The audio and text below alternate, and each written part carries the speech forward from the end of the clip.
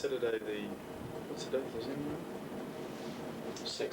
6th of December 1996. 7th, isn't it? 7th. Dad, you fly back to New Zealand tomorrow. How are you feeling?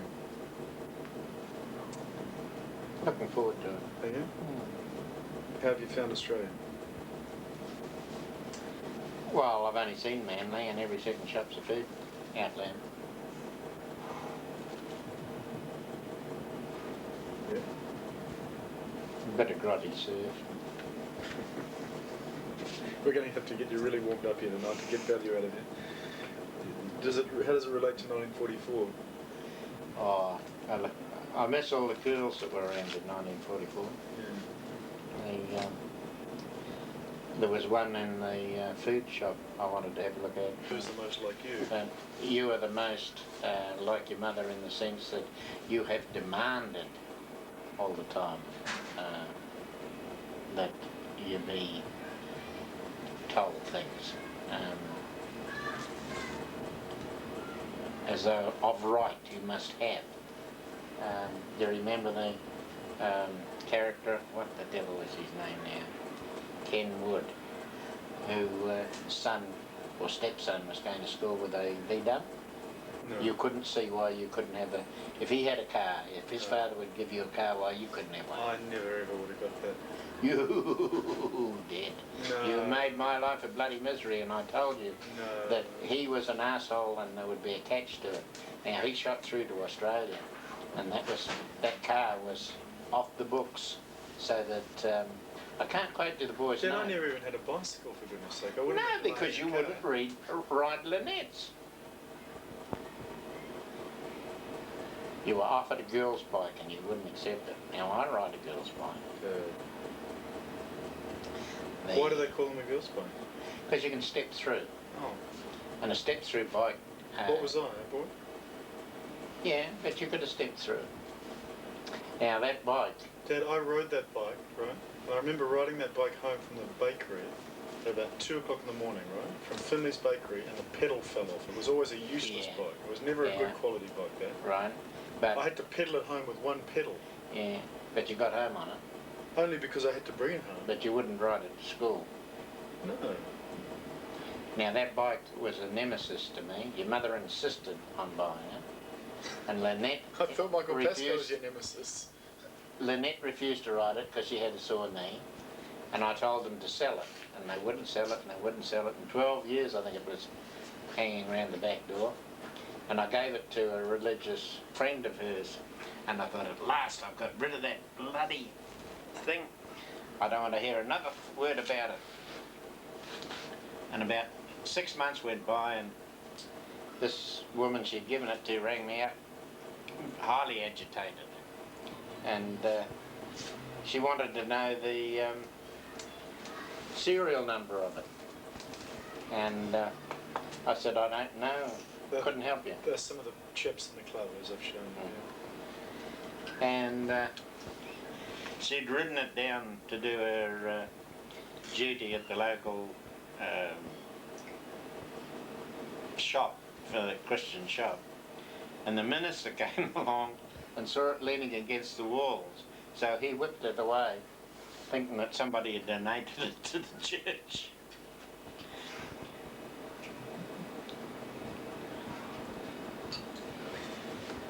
Our fathers traded their bodies for money to show they were men. Our mothers traded their bodies for security and protection. They took care of our fathers, and our fathers took care of our mums. I almost never saw my dad treat my mum as an equal. I almost never saw my mum treat my dad that way either. Either dad treated her like a daughter or a mother, or mum treated him like a son or a dad. He pointed his body towards her, she towards his, and yet somehow for me there was nobody at home. Men are beginning to believe that they are somebody, and then while they can't be everything to everybody, they can be more open and more honest with themselves and the ones they love. In the Maori community, of course, they grow up in, like, school classes. Somebody in a certain age group is designated to... Sorry, we started. Stop reading and put the questions. Well, have you got any questions you want to ask me? No. This is your treat. My treat. Your one and only child. Crying out loud. My treat. I don't do this for everybody. Your body language is very closed tonight, Dad. You're sitting there like... Any more criticisms? I wasn't a criticism. I'm like my mother in the fact that I demand. Yeah. I demanded a bike. Yeah. But you never got, and you never got a car either. No. And Lynette never got a horse. Oh, but I mean... And it's the intensity of children wanting the unattainable that can be... But £12,000 went on orchids. No, I spent, say, 2,000 on Anyway, orchids. I'm not wanting to be... And I spent 15 years developing them. Oh, Bill Dickey took me to task when I said I'd only been in them for 2 or 3 years. He said it's about 6. Oh. Okay. Well, look, let's I want the true story of your life tonight. That's what I'm digging for. If you're going to give me the treat, that's what I'm after. And So, the first question I'm going to ask you, or the first, by way of, tell me about your impressions of your father. Let's first off get that happening. What are your first impressions of your father?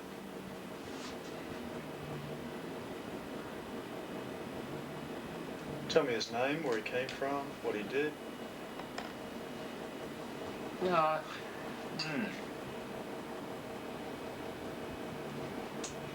Well, they came out from England about 1908 as a family. Were remittance people, to describe them.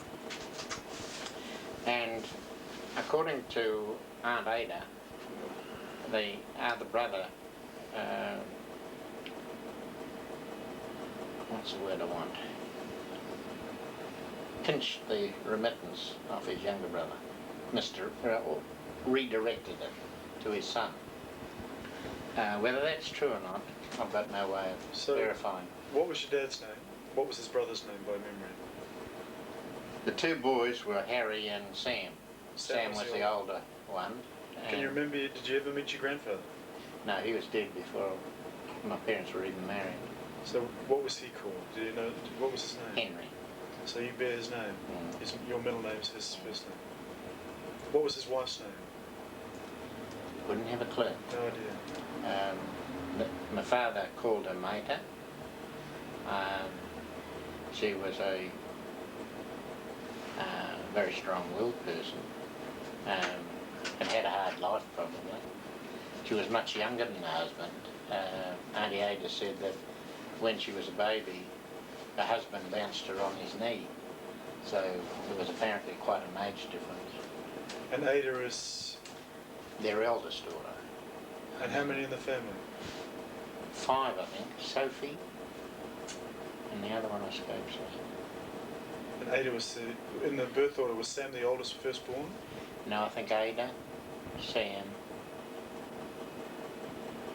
Sophie, and Harry was like Glenn. He was a late child, and he grew up. So he was the youngest of the brood. He grew up with Ada's children, more or less like Dion and. Yeah. So he was born in Dion and Glen. He was born in England. Either that or on the way out. On the way out, maybe. I think by that time the trips didn't take that long, but I've seen photographs of him on the ship as a baby. Do you know what happened to those photographs? The ones I saw were at Daph's, and when Michael left, he and Daph took her own life. Her relations moved in and acted as like he did for Dizzy. And I think Michael gave them carte blanche, and we haven't even got their name yet. But I was annoyed because I don't know if you remember it. There was no, it would be before your time. There was a book my father had, Chums, was like a comic book, Boy's Own type thing, bound into a big volume like that with a canvas cover on it. And I took it up for Michael to read it and enjoy it, and if he chose to. And that disappeared. So after keeping it for, 1916 I think it was, till 70s, so it was possibly even thrown out. They came from England. You're not sure what part? I understood Manchester, but Gary's wife, Sandy, her mother is Ada's daughter, of course. She said she's got something with 12 Cavendish Street, Leeds, I think it is. But I've heard Sam say Manchester, so I don't really know. But they were quite active in the Anglican, well, they went to an Anglican church. The Elmores were apparently high church, and Ada was very bitter because there was no follow-up. Where was that? Here in New Zealand, you mean? No, in England. Now, so really, it's you and Sandy that are the second cousins, or okay. Now, when the family came to New Zealand, where did they settle? Did they have other connections? Was there any? Because the Elmore name is very still. We're really one of only apparently about two families. No, there was probably more than that. There was a family in King Street in Hamilton who were all girls, and there are still people around a year or two ago that remember them going to dances. They were very fond of dancing, and I don't know why, but I never heard anybody say they got married. And I think there's an Elmore, there's a Miss Elmore in Dannyburg, there's a Miss Elmore in Napier. Whether they are the girls that turned out spinsters or whatever, see, they would be affected by the war. They were shortage of men. And Now, Sam, your dad's brother, did he have children? he had two boys, Ray and Phil. And David, I think the other day, just before he came over here, possibly made contact through an intermediary with one of Phil's sons, because he visited a chap who said, I'm talking to an Elmore on the phone, and another one's just walked in the door. And the one he was speaking to on the phone, well, I say I believe he's Phil, had a connection with Cow Owl. Right, okay. And Sam and his wife rented a property off, I think it's Maine's. He was a shipwright, and he owned property, or a house and property, and I'm not sure whether it was his brother had a farm on Cow, because Sam at one stage did him a service where he was burning off, and he encircled himself, and he was completely confused. It's a story that I heard. And Sam was able to come down using the topography of the island and grab him and take him through the flames out of the danger. Do you remember Sam as being a part of your young life? Or? Yeah. What sort of work did he do? He worked in the post office and the communications, telephone exchange. And at one stage, Ray... this is in what area? Auckland or...? Wherever they were sent. Auckland predominantly. Yeah. Well, boxing with Raymond, his eldest son, he said, right, that's it. And turned to, and Ray gave him another clip, and he lost his eye. So I mostly knew him as a one-eyed uncle. This is Sam. His son gave him a clue. Yeah, it was. Now, wow. Now, because I've got no recollection of anything to do with this sort of side of the family. So No, this was all done before Sure. you were old enough to know. And what happened to the father then? Did he work in New Zealand when he came, or was he coming to? Well, Did he have a trade? Or? he was a watchmaker, I understand. Watchmaker. But he might have only been a worker watchmaker, I don't know. Yeah. According to what Aunt Ada told me, the two families came out here, and what's her name? Harry's wife. Dad. Daff. Daff met them. They had a business up Three Kings, and I think she said they had 4 boys. Now there's a Peter Elmore that is an electrician that arrived in Hamilton. I've never made contact with him. It's possibly from that branch of the family. And there's a road out by the maximum prison called Elmore Road. It's a blind road. That must have some contact. There were, the story as she told it was that there were 2 houses in Avondale, I think it was, bought for them, you know, everything was provisioned. The only thing was that the elder brother, using his son Henry, cut out his sibling, and the son got the house that was intended for his brother, plus some of the remittance. That's the story as I know. It's rather strange that even today, I didn't think there were any Elmores in Auckland in the phone book, but David pulled his out and there's about 4, and they're in Avondale. So that there's possibly still a continuity there. Wow.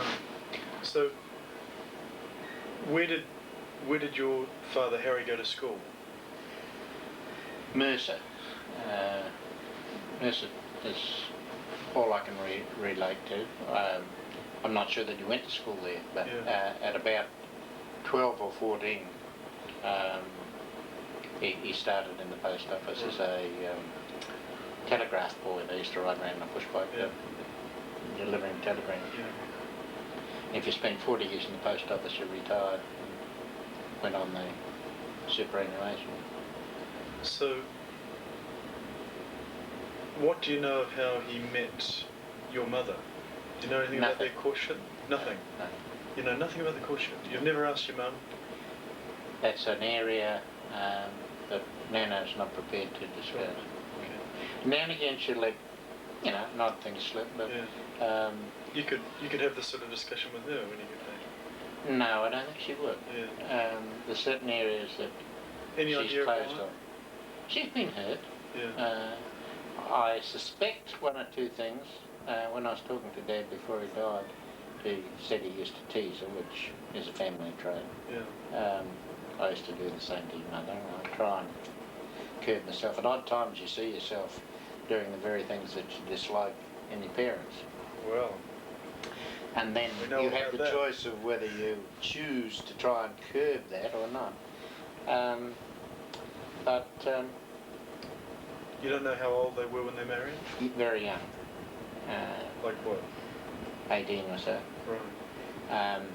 Mum worked in the tea rooms at the railway station at Mercer. That was practically the only employment there was, you know. But Nana's family came from Thames. Pyro. Yeah. This is your mum's, Yeah, the Kennedys. the Kennedys.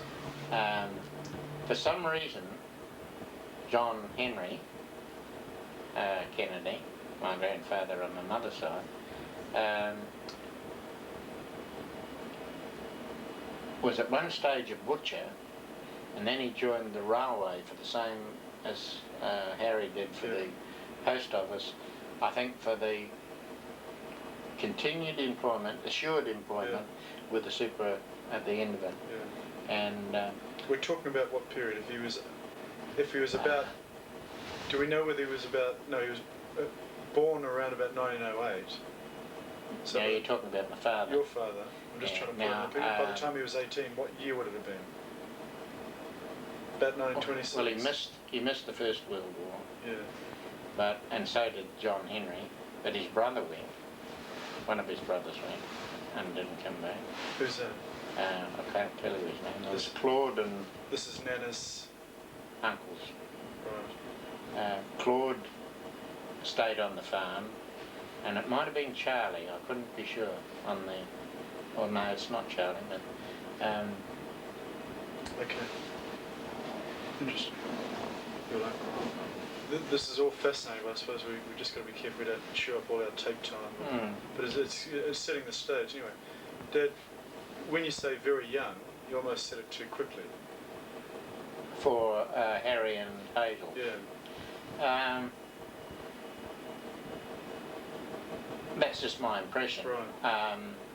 You've never seen. Nana, I'll tell you you've never what. seen a marriage certificate or anything relating to. Yeah. My mother is 20 years older than I am. Right. So she was 20 when I was born, I think. So Right. she'd have to be married at, say, 19. Right. Right? Which was pretty normal for that Yeah. generation. Harry, I think, was a couple of years older. Yeah.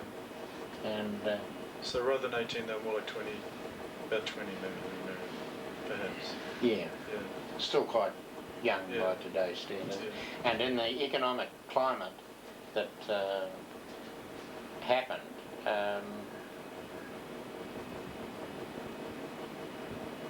I think during the Depression, he was getting £3 a fortnight, 35 a week. Right. The dole was 10 bob a week. Right. Now, so Nana Cuff, or Minnie, is actually Hazel.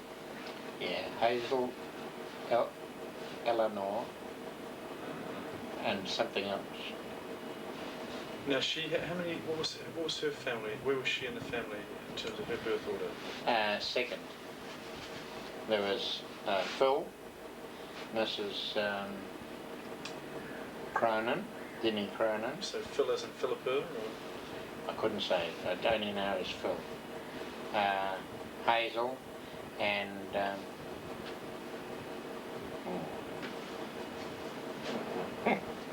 this is what I tell you. I've got Alzheimer's. Well, I didn't realise that. Beryl. Beryl, that's Beryl. right. Beryl was I've only ever heard of Nana talk about Beryl. I never realised until a year ago that there was an older sister. The feeling between Beryl and Phil is like a caged dog in a room of wild cats. Yeah. There's no affinity at all. Do we know why? Sybil, what do you call it? Sibling jealousy. Yeah. Were there any brothers in the mix? Or they were all daughters? All daughters. Actually, Mum was supposed to have been the boy. Yeah. But there was always tension or friction, even with my grandparents. There were things went on that I don't know about it. I can suspect, or I hear odd tidbits. They don't mean much, you know. As small children, when my parents separated, we were told to go for a walk, but you pick up, you know, things in the air, and you come back and you're told to go for off in the other direction and walk again. And then for 4 or 5 years after that, we had no identity as persons, I felt. We were just flotsam and jetsam. So, you were born where? Frankton Junction. You know where the Norton Road, yeah? Yeah. Where the tech grounds are. Yeah. There was a rough cast maternity hospital there.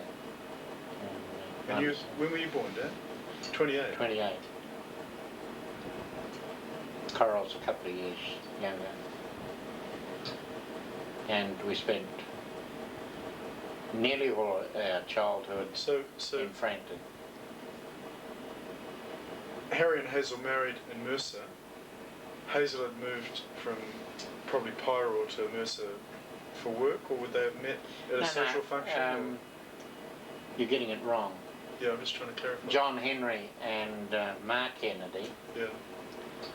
joined the railway, So what you're saying is and that they went on the farm at Pyro. Hazel's parents.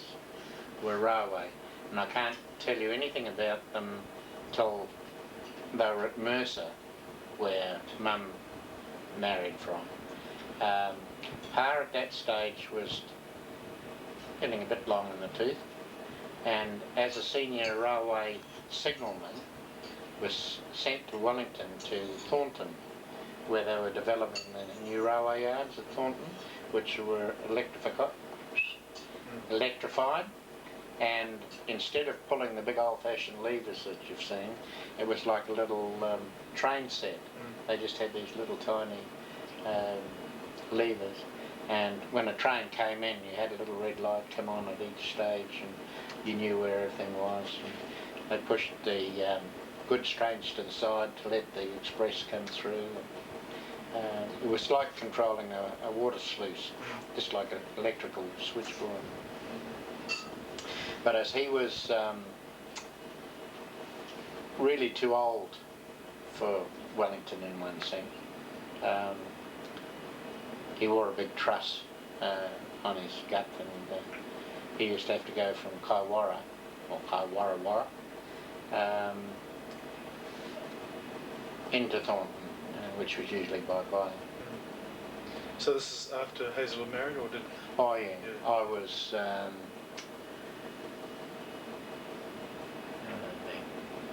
about 7 or even younger when they went to Kaiwara, Right. and we went down twice. The Wellington exhibition was on for a while we were there, and again because of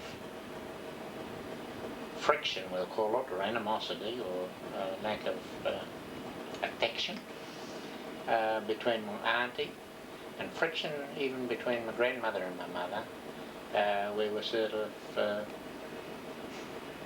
person non grata. Ma was always good to us, but Pa was very set in his ways. And you know the photographs that we saw in the Pyroil Historical Museum? Who were they in relation to Ma and Pa? Were they one of their parents? Pa's parents, Minnie's great-grandparents. Great-grandparents, so Pa's grandparents? Oh, I beg your pardon. My great-grandparents, Yeah, Minnie's grandparents, yeah. Okay, well that helps me understand that. And so, how long were Harry and Hazel married? 7 or 8 years. Right. The reasons for the breakup, not clearly defined. There's a shadow there. Cast from what? Well, all I can say is unsaid suggestions every now and again, just a nod, comment or whatever. Referring to? Mum and mother, and it could have been misunderstandings from, I'm only supposing, I haven't got the facts. Yeah. At about 6 to 7, we were down at Frankton Junction on the express to 1 Limited, I forget which now. That'd be pretty big. No, I was brought up to be self-assured and confident and trust my parents. I won't go after your sister. You'll be on the train till you get to Wellington. Don't get off it for any reason until your grandmother is at the window. And, it's coffee. At 6 o'clock we arrived at about 9.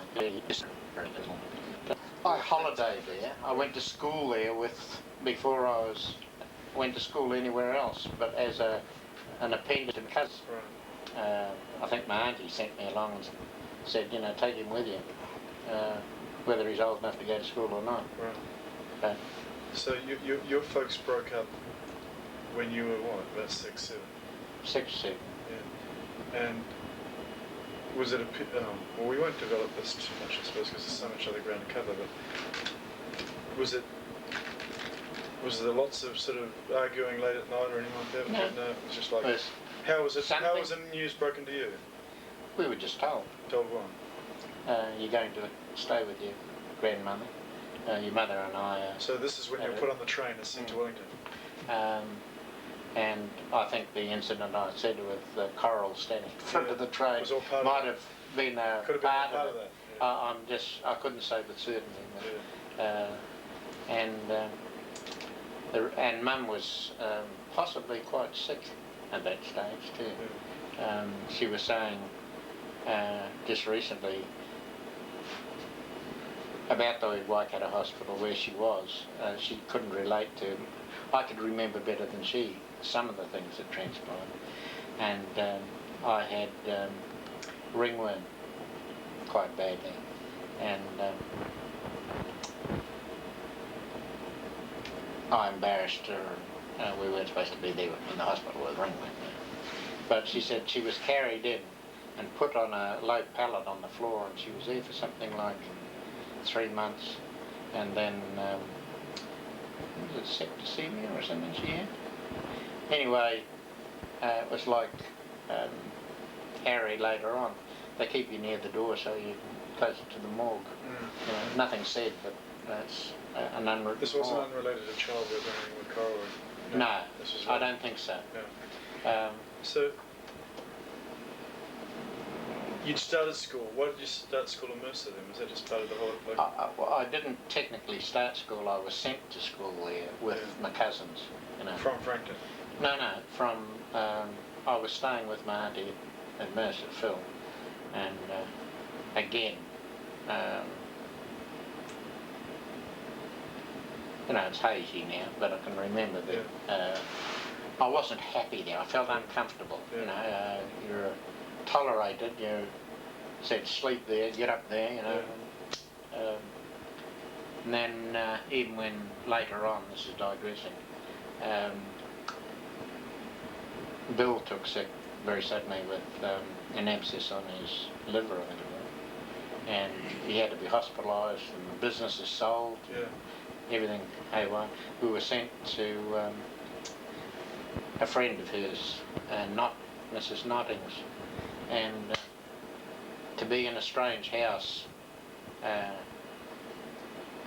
with a door with about 6 bloody bolts on it, and the toilet's outside. In the middle of the night you want to pee, you know, and you can't even get out to do it. Then, it's funny now, but you're laying there, you've got your holding on tight. Hold on tight, you know. I'll see the night out if I'm lucky. And the husband comes home. He was a musician amongst other things, and he goes into her room and puts his foot in the pole, and he couldn't get his foot out of the pole, and it's, you know, full. There was no question of supplying us with a pole. You know. Just little things that happen that you can look back on, but now, they're disjointed. What's your childhood memory of your father then, Dad? Like, let's just keep it focused on fatherhood and the spirit. Well, he was a postman. On a bike? On a bike. Yeah. I used to go around with him because... this is around Frankton? Yeah, even before my parents separated, I used to go around with him. Because I was one of the first children that I know of in Frankton that had a two-wheel bike. There you go. He bought it second-hand from somewhere, you know. Was it a girl's bike or a boy's? Yes, there was one of each. Yeah. The girl's bike I didn't have much to do with because I could double Coral on the bar of the bike. And I used to ride along, you know, London Street going down by the Founders Theatre in front of the park there. I can remember at night on 2 or 3 occasions, when I say night, dusk, riding along with Coral on the bar and people in old cars with the celluloid windows in them holding a conversation with me. We were quite novel, you know, and you could ride along the concrete road quite comfortably without the umps and bumps. So you're really a Hamilton boy? Yeah, till I was about 11.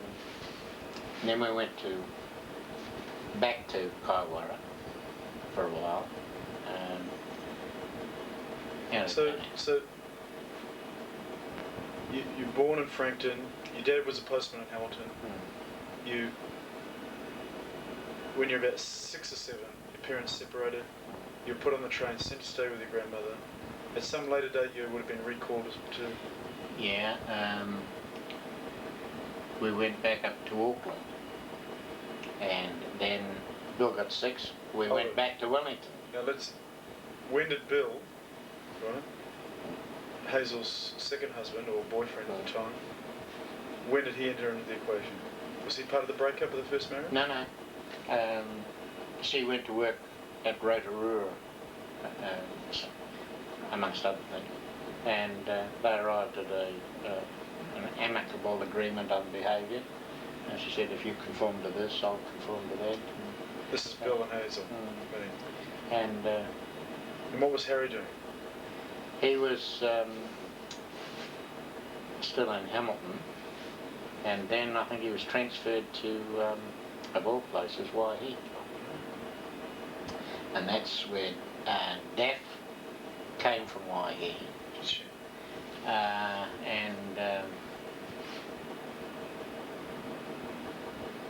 Whether that had anything to do with his transfer, you could sometimes apply, I don't know, but that happened basically while I was in Taranaki, I think. So Daff came on the scene reasonably soon after the first marriage broke up? Like about 3 years? Couple of years. Wow. Because she seemed a lot younger. That was just my impression. I couldn't say to that. Yeah. I never knew her age. Yeah. But she was, after several miscarriages, she was mightily unstable. Yeah. As, you know. So Michael was the one child she held? Yeah, and she was neurotic about him. Yeah. So she'd not been married before. Harry was the first husband. Yeah. And what was the situation with Bill and during the time that Harry and Daff were getting together in Waihi, and Minnie was Hamilton first, and then Minnie was in Rotorua meeting Bill. They moved to Auckland. So, which part of the family were you involved with at that time? Were you still down for 4 years? When we came back from Kaiwara, we stayed with our father in a boarding house at the foot of the hill in Collingwood Street, just down above. Right. And there we were... Very close to where your business was?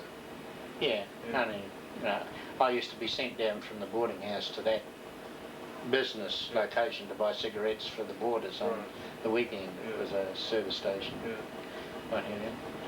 Then we were given the option then. So how often would you see your mum during that time? Or once every 3 months or so. They'd come down for the weekend or something. And she was with Bill by this? Yeah. And that's always a delicate thing when, Sure. In those times? There was Daff and Bill and Harry, and there's sort of always animosity, I would think, from what I've seen, between a woman and her husband's second wife. But there was never any friction that I saw. It was all quite amicable. And then we were given when I was about 11, we were given the choice of whether we'd like to live with their mother or her father. Who gave you the choice? The father presented us with the option. By this stage he was married to Dad? No, he was still unmarried, but courting Dad. Yeah. And she lived down the road, halfway between Collingwood Street and Milton Street, still in Collingwood Street. Yeah. We weren't allowed to stop and talk while he was courting. Yeah. We'd just wave and pass on by. So you were going to school during that time? Yeah. Which school? Hamilton West, Whittier. You went to Hamilton West? Yeah. As it is even today? Because it would have been a school of your vintage. No, on the hill. On the hill. Before they built down the... Before they went out by the hospital. Ah, okay. Politics up there, on the top of the face. Yeah. Now, so you would have been about 11 when you left Hamilton? Yeah. How are you coping, huh? Okay. Yeah, that's right. Where is it? The leather mask. So we took just a brief intermission there. Getting back on track there, there's Daff and Harry, there's Bill and Hazel, Rotorua. Now, at about the stage, your dad said to you, you're about 11, it was your choice who you went to live with. Who do you want to live with? And of course, after living with my father in a boarding house, being the dog's buddy for all the boarders.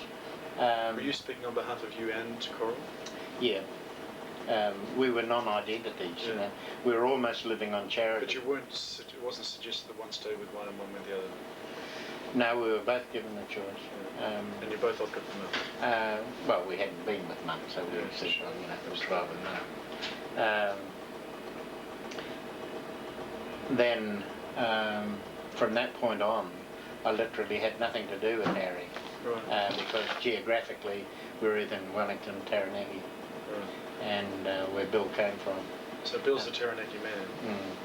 And then he was enticed to Taranaki by his father, who unfortunately died just before they could take over the farm. Right. So the farm was then sold up, and meagre as it was, I think, how many children he had? 5 or 7 kids, all Wow.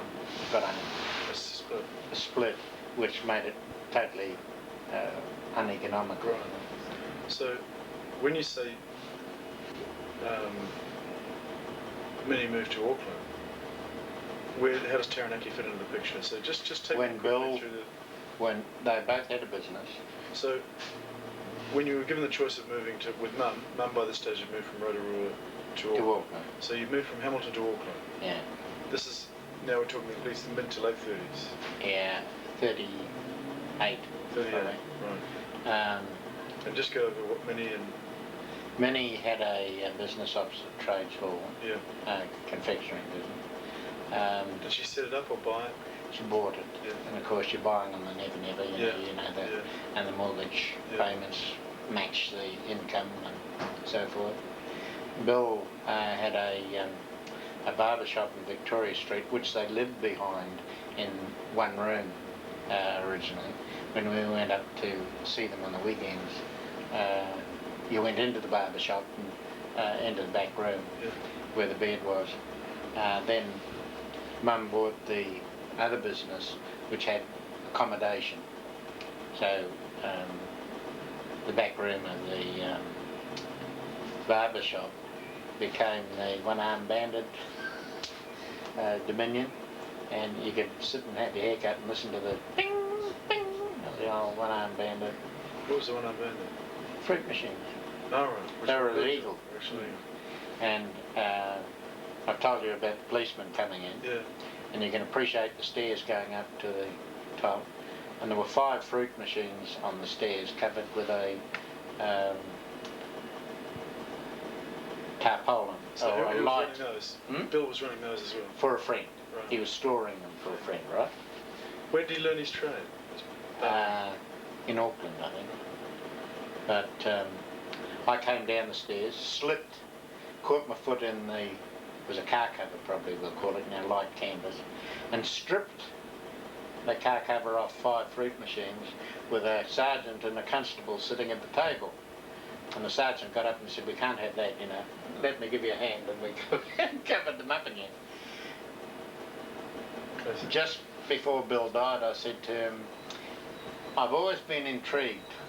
Did that friend of yours who had fruit machines ever get raided? And Bill said, no, never.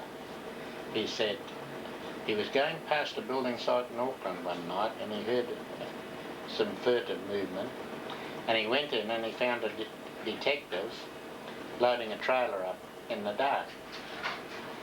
And they looked at one another and recognised one another, and nothing was said, but he never ever got raided, right?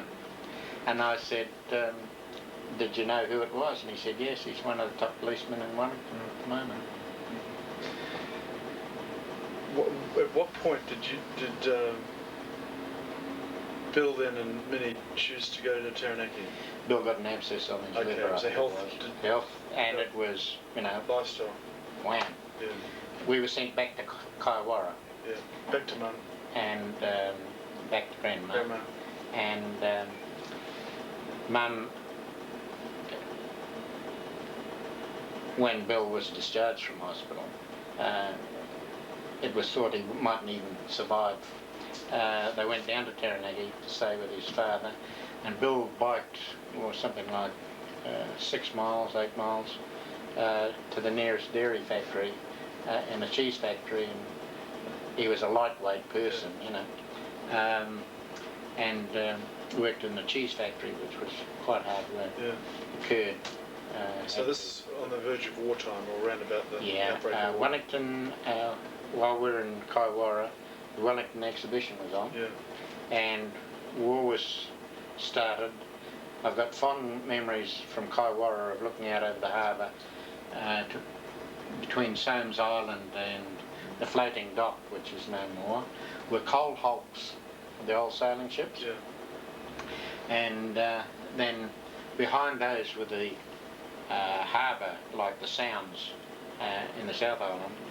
Not a ripple on the water, you know. People have an impression of Wellington as I've seen it turbulent. like that, yeah. And the first of the wartime camouflage ships and the last of the pre-war company coloured funnels, Yeah.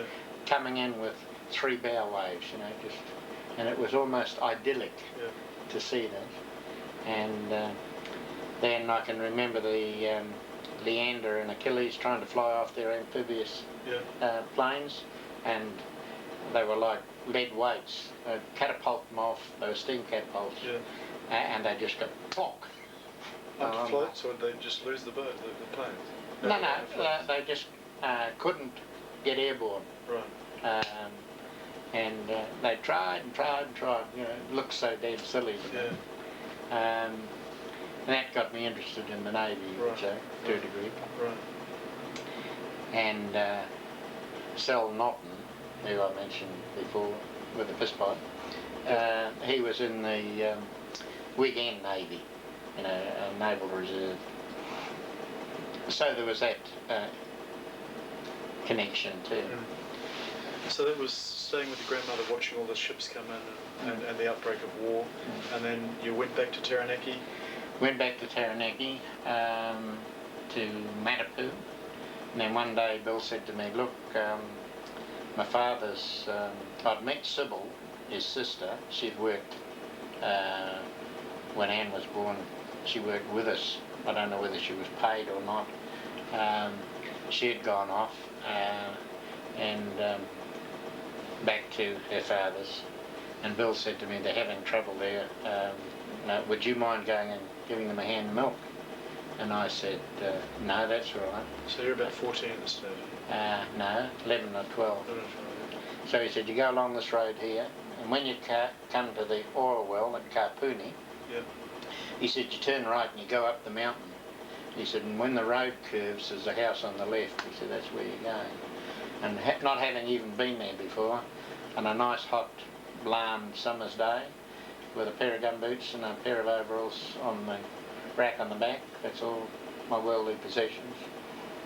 And the bike I bought from the farmers, trading company, a Monarch Special, which was 10 bob a week, I think. And we left, and I lost my paper round here, so I had this outstanding 10 bob a week going to the farmers trading company. Away I went. I arrived there, and that was Awatuna, which was on the edge of Makaka, which is right within less than a mile of the bush on the mountain. And they got up at 4:30 in the morning, and I was allowed to sleep until 5:30. And then you got up and the air was like this cushion, blue. If you didn't have the fire going from the night before, you couldn't start a fire. There was not enough oxygen in the air. And I think the second morning there I went through the soles of my gumboots. And here I am, a nice city boy with nice soft tootsies, and it's bloody below freezing temperature, and I couldn't comprehend why. Up till just a little before I got there, the cows were all hand milked, and the yard in which they stood was up to their bellies in mud, and the cows stood there with their bellies in the mud, freezing, until it was their turn. and they didn't come in the nearest one. Jane came in after Clarice, and Clarice came in after Alice, and they stood where they wanted. So if you went out to get one, as I did, they wouldn't move because it wasn't their turn. And it was so bloody frustrating, you know. I didn't know their names, I couldn't call them in. The only way I could try and do anything with my feet was if a cow had a crack on the concrete, I'd stand in the shit to try and thaw my feet out. And then when you started the cows, I squirted the milk onto my feet because it was warm also. And then I'd go outside and have a howl and come back in. Bill's father had a vanity that insisted he be the first to the factory every morning. And he and his wife hand-milked 70 cows. That's roughly... So you're on your grandfather on Bill's side's family farm. And then went to the factory in the dray. And his vanity said they had to have those cows hand-milked and to be at the factory at roughly about 6:15. Well, not as vanity, you see. You're introducing Minnie's terminology there. Well, it killed his wife, it killed him. Oh well. And then we didn't get to where we thought we were going with the farm. Yeah. Then we went back to Matapu where we'd been, and then from there we went to Tipopo, which is down from Midhurst. There we worked for a cousin of the other person, and Coral and I were given a cob to go to school on, and all the local children rode horses, you know, naturally and by right. They started off behind the bigger sibling, and some of them were 3 and 4 long on the flanks of the horse. And their fun after school was to get behind Coral and I with a fern fronds plucked out of the bank and belt held out of the cob, so he galloped full tilt, and the bugger used to shy, you know. I'd have Coral right round my neck. I wouldn't be able to breathe. I'm hanging onto the mane and trying to steer the horse, and they thought that was, you know, utopia. Were they plucky our kids? Or? Yeah. Yeah. The Bishops and the Camerons and whatnot. We gave them a quarter of an hour or so of fun every night after school. So you would have finished school around about there? I left there, and at that stage Bill and I were in conflict. Bill was only about 12 years older than I was, I think. Right. 12 and a half. He was 27 when I was 12, I think. 15 years So roughly. what was the age gap difference between him and Minnie? No. Well, she's 20 years old. She's You're 20. 12, so He'd be 5 years younger than that, roughly. 8 years, when you say. If there was 12 years difference between you and Bill, and there was 20 years difference between you and... It was 8 years. Well, we're quibbling, I can't. Roughly, yeah, okay. He was younger than Mum. Younger than Mum. Yeah. And Oh, so I caught the eye of the local farmers, because we used to have to share our labour. At haymaking time there might be 5 or 7 families worked in together to get the hay in. And on our particular unit there was a gorge of sea sediment, we called it shell rock. And you couldn't take stackers and that across, we had to pitch. So you pitched onto a wagon, then onto a platform, and then onto the stack as you progressed up with the stack. Bill and I pitched together, and he used to say to me, you know, let me take the weight and everything, but it was a hell of a thing all day to be just covered in dust and dirt and seed, and you couldn't breathe properly, you know, but that was how you had to live. Then there was only sufficient in the gang to do the job, and I used to crow for Ensledge, and there were 2 brothers up a road out of Warrihuia, the Barleymans, and they were misfits, like Jack and Jim. And who were Jack and Jim, by the way? They weren't... Davies. They weren't Gil's brothers, they were... No, his cousin's sons. Oh, okay. I'm crying, and Len Barleyman kept coming around behind me and jabbing me in the calf of the foot. And like my father, 3 times in your round. I said to him, Len, if you do that again, you'll be in trouble. And he thought it was a great joke, him a big burly bugger. Should have been away in the army, except he wasn't mentally fit to go. And so he jabbed me a 3rd time. So I said nothing. I just whipped round the stack and hit him in the arse with a pitchfork, 3 prongs. Probably a bit harder than I intended. And he came off that stack, it was 12, 14 foot off the ground, and ran 100 yards. And then the other said to me, well, you're your own worst enemy. Now you've got to do the work on your own. And so from that, I got a reputation as a stack builder in Sledge, Ohio. And I also got a reputation if they threw up too much, I'd throw it off the other side. My stacks came down beautifully, but there was an attitude that male chauvinist attitude. The more you put it up, the quicker you got it up, the better. But in the winter time, trying to get it down again, all knotted and tangled, was hell. So from there, in that gang, I won the approval of some of the men. One of them got me then to partner in hand fertilising the hills. You got a shilling. This was before aerial top dressing or spreading on. You split a manure sack and put it over you so you had a bag in front of you of fertiliser. And you took half a sack each time you went, and you staggered up and down the hills, distributing hand fertiliser at a shilling a time. You couldn't do it too fast, and so you didn't make a lot of money. And so we're talking about 42, 43 here, 42? No, 41. 41. Right. Bill was drafted into the army, I think, in 41. Bill got drafted, and he was down in the breakout area, wherever that was? Yeah, Featherston. Guarding Japanese. He got right onto the wharf, he told me, or Mum told me. He was ready to go up the gangplank when his number was called and he was told to step aside. Where were they all going in those days? Up to one of the islands. Already the Japanese? Yeah, and very few of them came back. They were slaughtered, just... And at the time when I was in Wellington, the Yanks were there, and I can remember coming off the Kaiwara station, and there was a billboard there, the Wellington paper, the Dominion.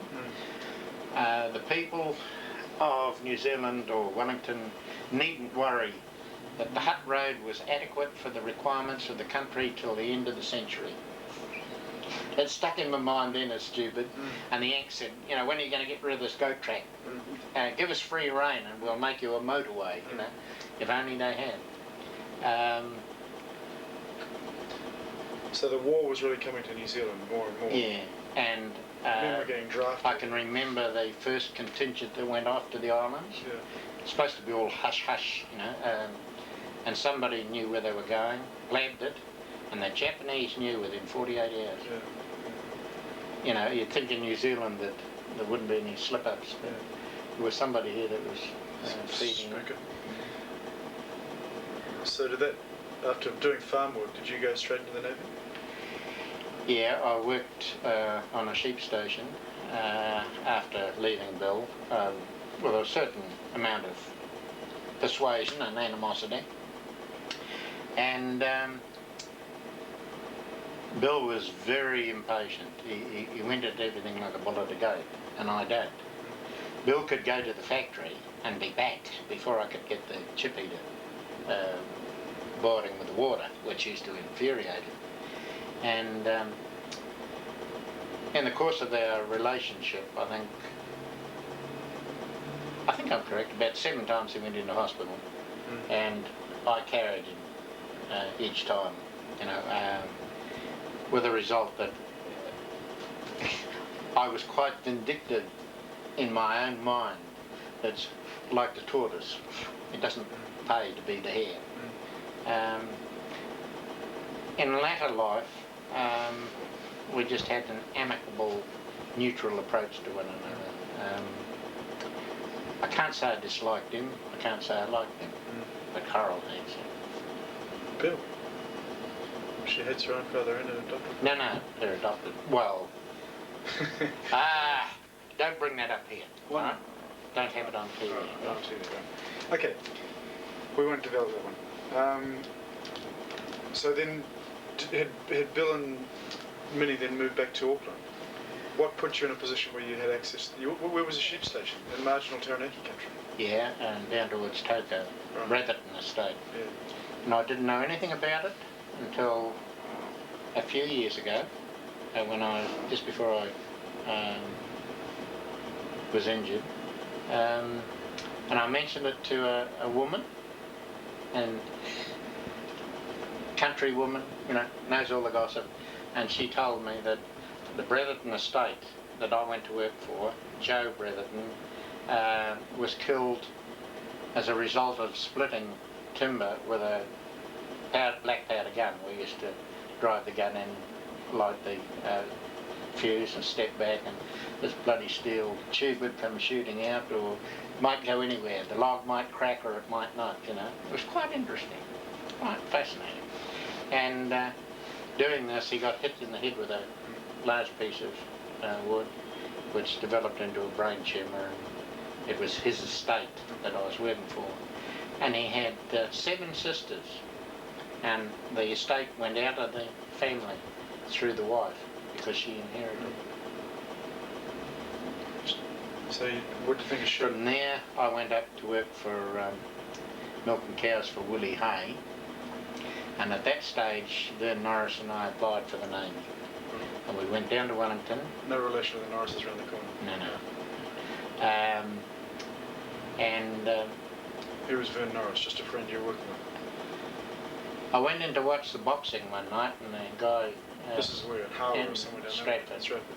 And the old guy, I was going to pictures, and I'm all dressed up to go to pictures, and I turned to walk out, and the old guy said, "Hey, nobody comes in here without getting in the ring." And so I was put in the ring with a stranger, and we belted hell out of one another for 3 2-minute rounds, and we were friends thereafter. He was very good to me, Vern, in many But ways. Bill was into boxing too, wasn't he? Yeah. Yeah. I was a big disappointment to Bill in boxing, actually, as I'd been quite good at it, and then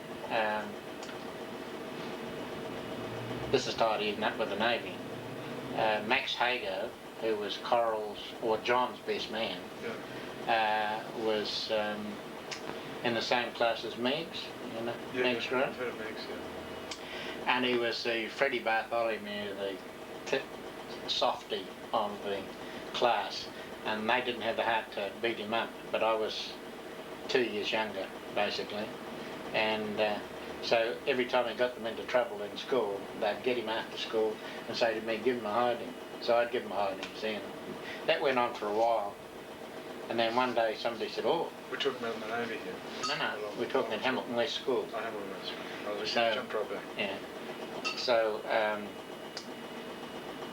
I give Hago a hiding, he's howling, and I feel quite happy about it because I'm younger and he's bigger, and I'm doing what the others are urging me to do. And then somebody said, "Hey, Smithy's been expelled from Hamilton West, he's going to Whitiora, and he's a cobra, Hago's, and he's outside waiting for you." And I said, "So what?" They said, "I don't know what you're missing, And so I whipped down the road and I spotted this Smith. He had red hair. They were a tough crew that lived up by the hospital. And he was down by Meigs's house looking around the corner on his bike, you see. So there was a house in construction on the corner, and I hid in there till about 5 o'clock.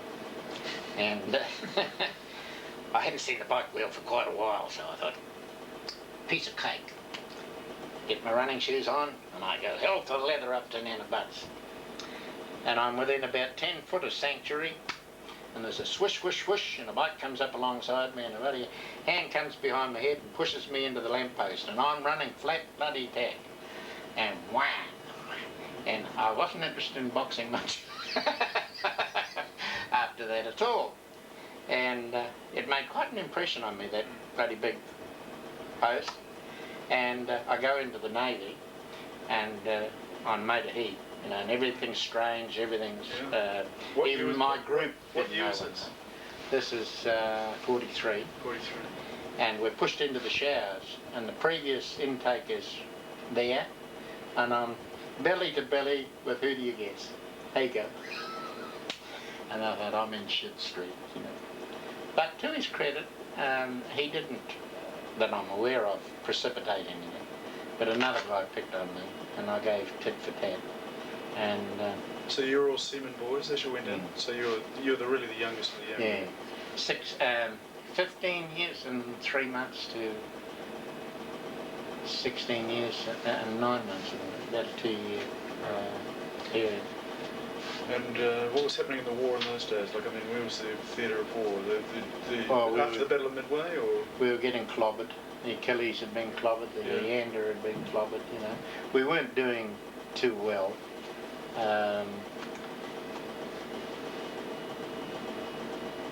Except it was just a little after, I can't give you the date, you've got it in your book, the Graphs Bay action. That really That was quite, titivated well, that was quite early in the piece. 42, I think. Yeah. So, sometime in 42. But a year's a long time, you know, when there's a war on and you So how old were you? 15, 16? 16? Close on 16 at that stage. I'd worked for Willie Hay, and I went down a second time. I missed a year going into the Navy, and because Bill's cousin told me, he said, they try and trick you, they put different lights up, you know, different shades of light. So I bolstered up properly, light green, dark green, you know, it was just green. So you actually applied earlier and didn't get in, Yeah. so you applied again? Otherwise I'd been in the previous year's intake. And where were we? I worked for Willie Hay and went down the second time and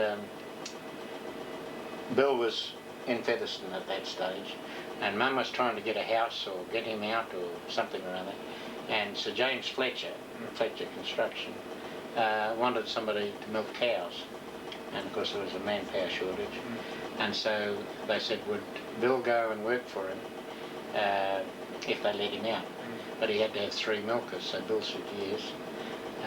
He'd accept that if he could find another milker. So they said to me, would you help us if we can get this job? That'll get Bill out of the army, that'll get Mum out of Tower Flat.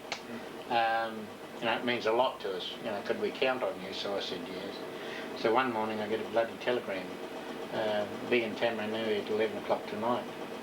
So I went to Willie and I said, look, this is the position I'm in. My people expect me to meet them in Tamarunui tonight to go onto this farm. Would you let me go? And he said, oh yeah, when will you be back? And I said, I won't be back. So I went off, and the call-up papers went there.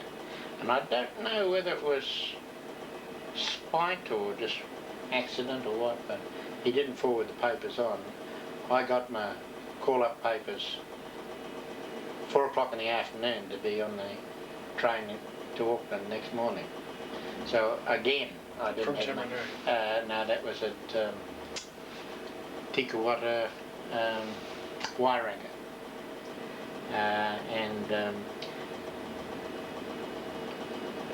The thing that sort of prompted me as much as anything was Sir James Fletcher wouldn't pay for 3 milkers, he'd only pay for 2, but he wanted 3 there. And so I was working theoretically without pay. And the whole situation was ridiculous, really. The cows were Ayrshires.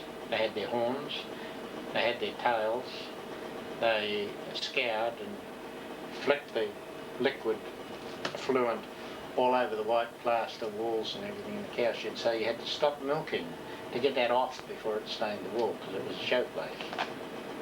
You spent more time washing shit off the walls than you did milk the cows. And then they had white tiles through the dairy. Where was the farm then? Wairinga. Where's that? Out of Tikawata. West. Tikapata. Oh, just back in the Yeah. Waikato. So you Yeah. came back to the Waikato, Yeah. not far from civilization. Yeah. And I had to spend the day down on my hands and knees scrubbing the tiles with a brick, like a, what do they call them? Boiler bricks, fire bricks. They're soft. To take when the cows went out of the bales, they scuffed the toe into the tile and it embedded itself and left a mark. And my job was to keep those pristine white. So I spent all day down. And I thought, I'm doing this and I'm not getting paid. You know? I thought I might as well be in the Navy. First job in the Navy was down on the deck, holy stone, doing the same thing. But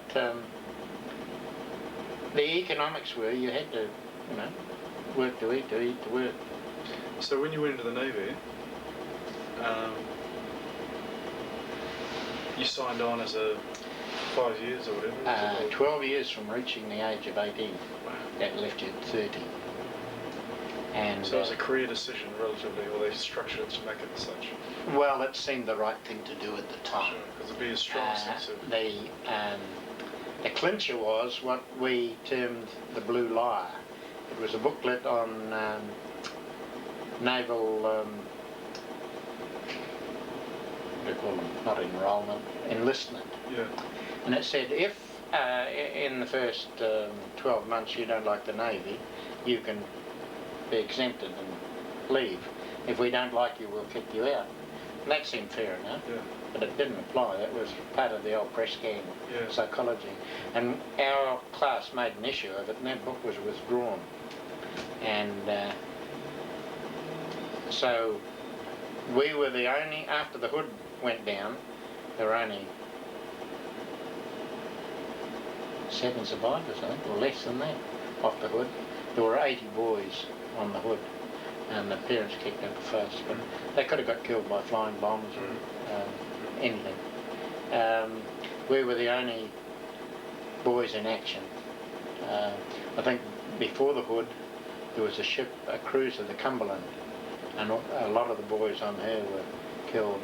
And I read an article where by one of the officers where they were towed through the Suez Canal from the Mediterranean to Trincomalee, and they knew the boys were floating around under the bridge on the boys' mess deck. It was flooded but sealed. And then when they got to Trincomalee, they had the problem of getting these babies out. It was something along the phraseology of the way it was written. They were miniature men, they weren't babies, but the Navy always looked on the boys as, little darlings, I think, in one sense. Until you didn't do as you were told, and then you're in trouble. But the life was bearable.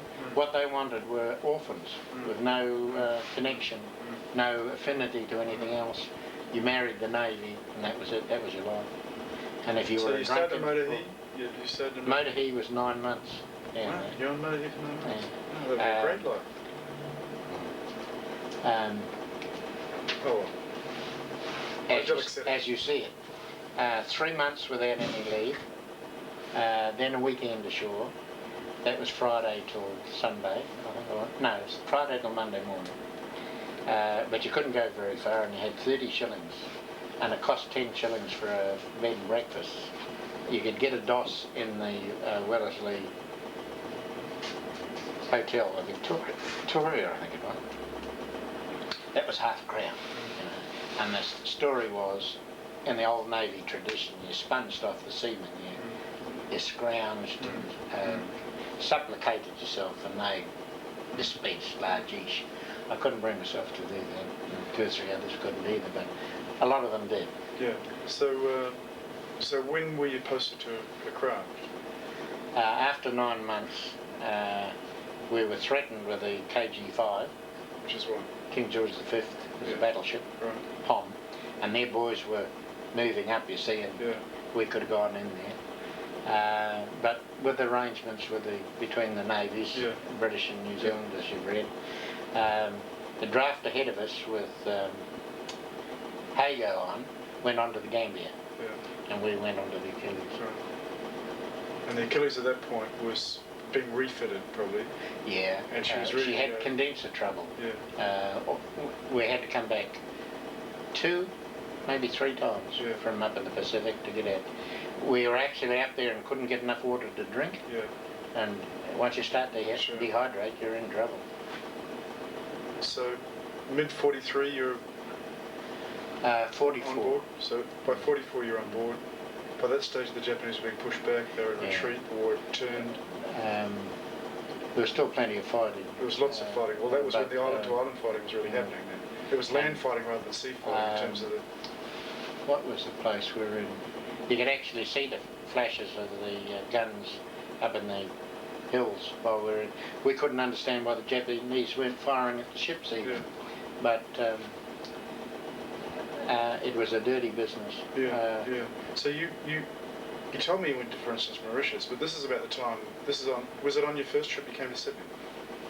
Or was it just one continuous trip? Like, was it? No. 3 trips.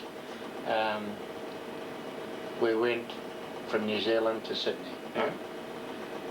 On the way, we struck the worst weather that any of the crew had experienced on the Tasman. What time of year? We chewed up potatoes, parsnips and potatoes raw. Yeah. A whole consignment of them, a lorry load. And when we got into Sydney, I happened to be within earshot of the supply officer who wanted anybody who could be proved to have devoured them to be on charge for theft of Navy victuals, which is quite a serious offence. But there were probably 50 guys chewing as fast as they could on a raw potato to try and get it down, so they had something to prove. And what time of year? It must have been winter. Rough weather. Can't remember. Well, was that the trip you found yourself here, Dad? Was it on that trip you're talking about that you're here in Sydney? We called it Sydney practically automatically every time we went. Okay, so you had more than just one visit. Okay. We went from Sydney up to a place I know as Manus. It's in the Great Britain group, I think. Yeah. It's an Australian protectorate. Yeah. It's an atoll. Yeah. It's a fabulous place when the Yanks were in charge. Yeah. You had to see it to believe it, and I've never seen any footage of it. You're talking about New Britain? When there was like you're talking about New Hebrides and Vanuatu, the New Britain group? There were 7 airfields on the perimeter of this atoll, right? One was New Zealand, the rest were Yank. They had 2 massive floating docks there. They had 2 separate hospitals. I don't know what the reason for the separation was, whether one was for Marines and one was for Army, I don't know. But from there they went on to hospital ships and back to the States. I saw it in its heyday from a distance, and I saw it after the war, after we'd done 6 months in Japan, occupation duties, with a jungle overtaking it again. You had to see it to be able to relate to it. So your first trip took you up to the New Britain group. Were you on convoy duty? We were attached. I can't even quote I couldn't even relate to the fleet numbers there. Yeah. The 10th fleet, there was the 14th fleet, and we had our own variations. But we sailed alongside aircraft carriers to deter kamikazes, basically. Yeah. And either side of us were, between us and the carrier, and behind us and in front of us and to the other side of us were destroyers. Yeah. And they were supplied from the aircraft carrier with fuel when they needed it. Yeah. We set a record of over a month at sea. You were with an American group, battle group. Yeah. They didn't want bombs. Yeah. It was only Churchill insisting that our presence be there. Yeah. He was a proper arsehole. After he lost the Prince of Wales and the repulse, and Singapore, which was all he was doing. Sure. Then the KG-5, as I mentioned, was sent out hoping to intercept a German raider that was suspected. They thought it might have been another Grass Bay or something. Yeah.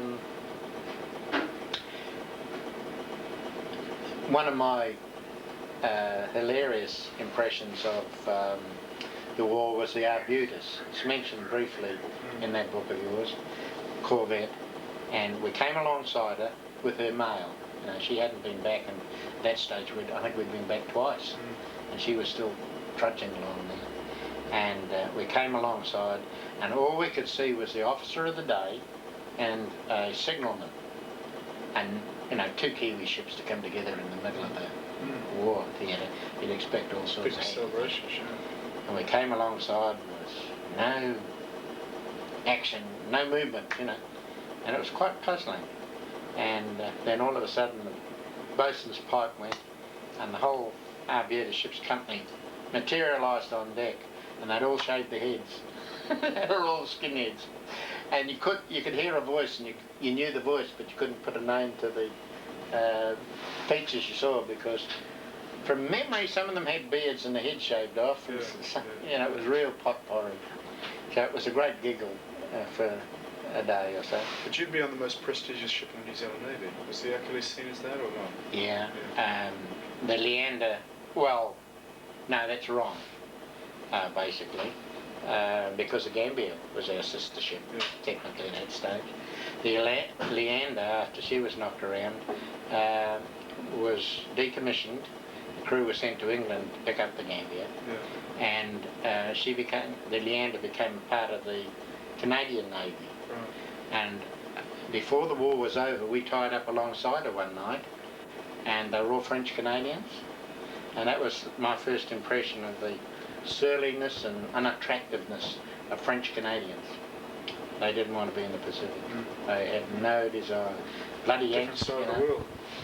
They wanted to be in the Atlantic fighting the Germans. Yeah.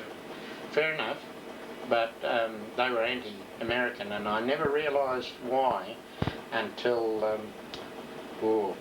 considerable time after the war. I was reading on Japanese investment in Canada. Yeah, sure. You know how they've done now with Australia. They'd already done that in Canada before the war, so that the Canadians were denied the turnover. They'd given their business to Japan and then weren't getting anything remuneration. So then 3 trips. we did our 6 months in Japan. Hold it. So within the because you mentioned to me you detoured at one point to Mauritius, which would have been quite. That's after the war. Oh, that was after the war. Yeah. Okay, sorry. So you did a series of probably 3 active courses of duty. Yeah. Would you return for any kind of leave back in New Zealand? Was that the time? Yeah, when we were in New Zealand, I think you were treated as real heroes when you were back. No, we were assholes. Right. New Zealand civilians don't deserve the life they've got. Yeah. We should have turned the bloody heavy armament on Auckland, and every rural area, the people had no, what would you call it? They were only interested in getting a farm before the soldiers came back and took the best land. Yeah. And then there's a resentment by the locals who weren't able to get the bank backing to a property, and against the soldiers getting rehab land. Yeah. And it was quite noticeable. Now when Glenn went to work at... don't introduce that. So we went so the 3rd tour of duty took you, by that stage the war was well advanced. There was the prelude to the A-bomb. Yeah, and we were just off the coast. We were told not to look, and of course everybody in the fleet, I would estimate it close on perhaps 1 million men could have lost their eyesight if it had been a clear day. Now, Dad, at that point, was that the most fiery firepower? Was the kamikaze? Was it at its? Was the fighting the hottest at that stage or not? We missed the kamikazes, to be honest, but the Gambia didn't. Right. And the Gambia, the previous intake that I told you went onto the Gambia were WT, communications, and vocal voice contact, and signalman. And the planes were designated to come in only on one bearing to designate that they were friendly. And these guys that were damaged came in on the wrong bearing, and even if you're on the right bearing, bloody Just- Yanks that shoot yeah, you down. yeah. You know, and what was his name? Red carroty-haired rooster, Bishop. But he said to me, he said, you hear them coming in, they say, I'm British, bastards, I'm British. He said, and then before you could contact the fire control, they were shot down. So by that stage, most of the air power, or virtually all the air power of Japan had been eliminated. I saw Japanese planes shot down, Yeah. but not like in the the masses. Coral Sea. Yeah, yeah, You've seen the Coral Sea, Yeah. the sinking of the yeah, American flat tops and that? yeah. That was, something. So then, very soon after the bomb was dropped, then it was. That was it. We were sent back at that stage. Gambia went on, and the Gambia was present at the signing. While we came back for another refit, Yeah, and we were towing a battle target, which is a great big barge with a frame on it, yeah, and with squares, like a draft board. And we were in between the Great Barrier and partway down the coast when VJ Day right. came, and we were offered the chance to anchor or abandon the Target, the barge. the tow and steam at full speed to get to Sydney for the celebrations. And we were here for VE Day, and it was like a tomb. The only action was a 2-up school in front of the Cenotaph, Yeah, and the streets were deserted. as in the victory in Europe. Yeah, the Australians just shunned it. It was, not their fight. They didn't want to know anything Yeah. about it. And when VE Day came along, they went berserk, and we took the wrong decision. But we did our job. We towed our battle target, and I can't even remember casting it off, but Right. it must have been taken off us at about Sydney Heads, I think, and Yeah, taken into one of those bays. yeah, But from there, we went back to New Zealand. Then I was transferred onto the Black Prince, which was moored up at Devonport and never was ever commissioned properly, I don't think, into the New Zealand Navy. And then onto the Bellona. And on the Bellona, I came back to Sydney. There was a strike on in the Navy, which was a mutiny. We were given the chance to come back or not. We elected not to. And we went to Melbourne, Hobart, Jervis Bay. A lot of us knew that if we didn't get there then, that was the war was over for us. And I'd applied for my discharge by then. So So when you say after We we came- went to Mauritius. when we came back, before we picked up the battle target, there was a water tanker ran aground somewhere off New Guinea, Right. and we answered an SOS and we steamed all night at maximum speed Yeah. to get there to offer assistance. In the meantime, they'd managed, with the aid of another couple of smaller vessels, to refloat her, and she was adequate to under her own steam. And that's when we went to Mauritius. Right.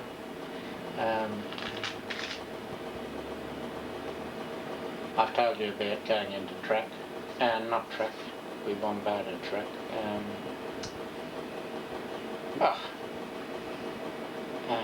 Where the Goonie birds are, Guam. And that was before the armistice. We came in fog, and the squeaky voice, kept annoying me like something out of Sesame Street. The tone of the voice and everything really got on my wick. And so I replied to it. I thought it was on board, and it turned out it was the harbour master, Guam. He identified himself. And I don't know if you've seen on Sesame Street where the guys come up out of the fog and down again. And that's what happened. I saw the harbour master Tahir in the fog, and he was apparently on a little launch, and he was getting quite frantic. He said, if you get it, so do we. And I thought, bloody Yanks can't shoot anyway. But he was quite insistent, and we got the job done. And when the fog lifted, we found out we'd been under the eyes of the Missouri, the Arkansas and the Pennsylvania First World War battleships. Their barrels were longer than we were, and they were all, they thought we were a Japanese raider. And in the fog we couldn't identify ourselves. Normal wartime cock-up, and the harbour master had cause to be concerned. I don't know how we would have got on if I hadn't, started talking to him, because nobody else was listening to him. So then you went back up to Japan. Then we... so you weren't on the Achilles at the stage? Yeah. Oh, you got back on there. That was going up. Yeah. Then we came back down and went to Mauritius. Right. For what reason, I don't know. Yeah. It was just a massive atoll. I think they said it was 20 miles across, and you could just see the curve of the horizon and you couldn't see the other side. And this officer took two of us in the launch to get easy pickings. It was the biggest laugh I've ever had. The natives offered to buy what we were going to barter with them for a price cheaper than what we could get it out of stores.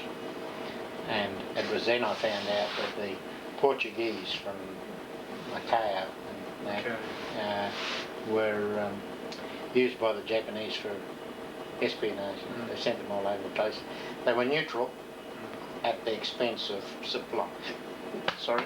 supplying the information. Okay, so you went back to Japan on the Achilles. Yeah. And you said you did 6 months occupation, which was really what? Was it like a holiday, or was it a... Combination of both. We were moored at Yokohama, which was 20 miles from Tokyo. Yeah. And on the horizon, the thing that impressed us at Tokyo was the cranes. Yeah. 20 miles away, and they stuck up that high. Yeah. They were massive beasts. I don't know whether they're as impressive now, but they were massive then.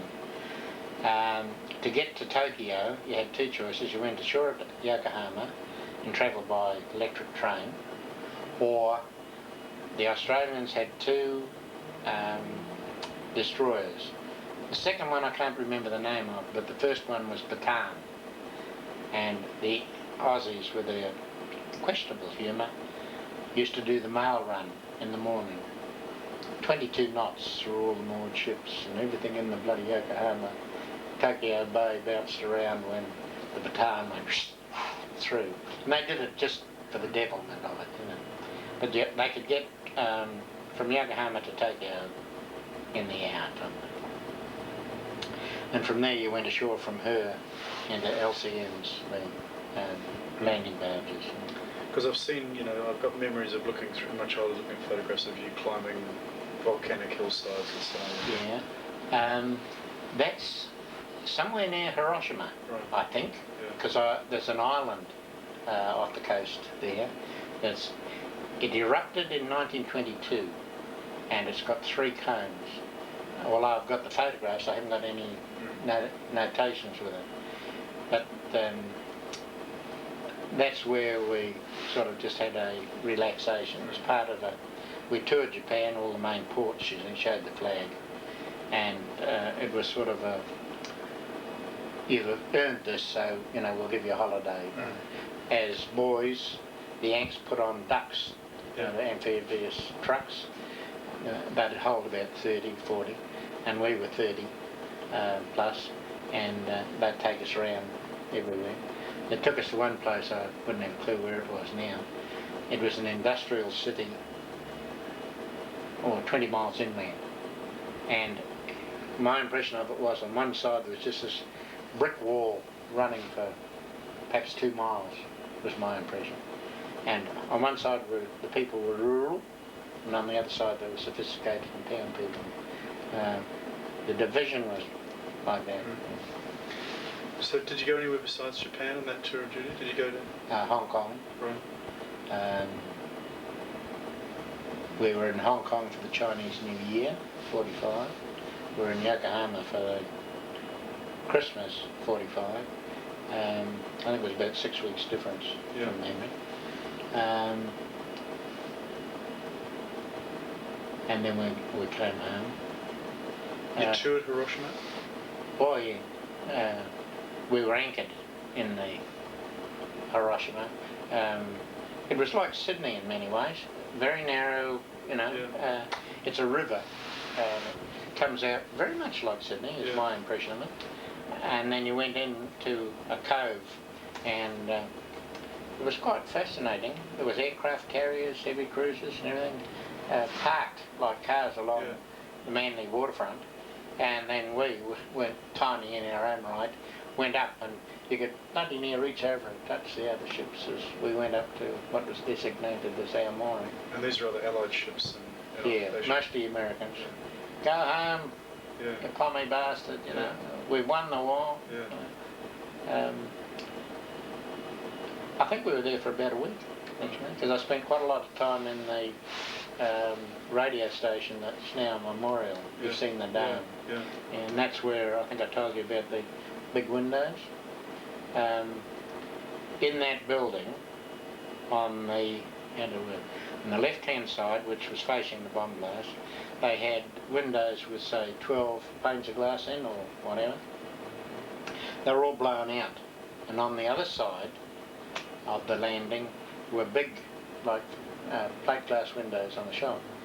And they were in there. And we thought, typical of the Japs, you know, so perverse.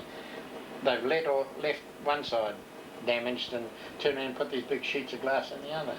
But those sheets of glass, I read, 12 years after the war, were there originally. And when the bomb blast blew out the cross trees in the Yeah. smaller windows, the big panes of glass actually bent, buckled, and then came back into their rubber mountings. Right. You know, it's hard to believe when you take the atomic blast Yeah. and the size of these windows. And there wasn't one of them broken, the big panes, still intact. And then another thing that used to fascinate me was the flying fortresses that stayed in the sky for 6 hours. Yeah. And I found out later on the reason why. But nobody was interested at the time. Yeah. Couldn't have cared less. I said to pilots off the aircraft carrier when I could buttonhole them walking ashore, you know, not interested, guy. All I'm looking after is my own neck. You know, Yeah. got other things to worry about. And why were they doing that? What are you saying? What was that in reference to?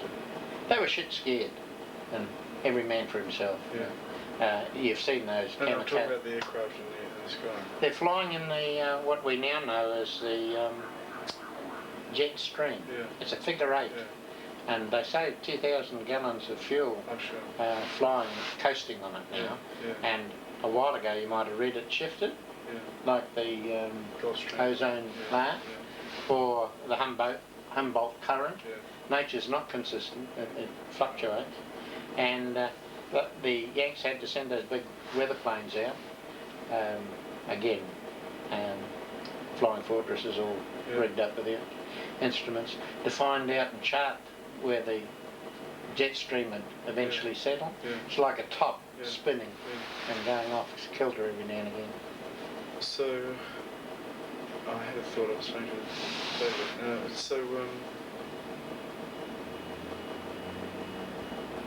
And then that was the wind down. You'd applied for your discharge, or so the war was over. Yeah. And One of the reasons for the dissatisfaction in the Navy was the hostilities only chaps put in a bad odour. You know, they were so flippant. They Yeah. didn't give a stuff. The Navy had never had a hostilities only before, right. and so they did. You know, They kicked back as soon kick as back, over. and with a colonial attitude to the Yeah. Poms. Yeah. I got out of the Navy and went to work in the freezing works, trying to make some money. So hold it. You came back to New Zealand. You came back into Auckland Harbour. Was it like a fanfare welcome, or was it just like another return from a trip? It's pretty significant for the country. No, by the time we got back, 6 months after, Yeah. it was only the ship's company, Yeah. some relatives, Yeah. So were you met by all the relatives Yeah. and one or two naval Yeah. dignitaries. It was just another day. Yeah. But you'd already been thinking about what you're going to do after the war. Well, What were your dreams then? You what age were you then? 17? Mum, how the hell did it work now? 17? Mum had written to me, and Bill picked up encephalitis from the Japanese, which is indigenous to the Japanese. Right.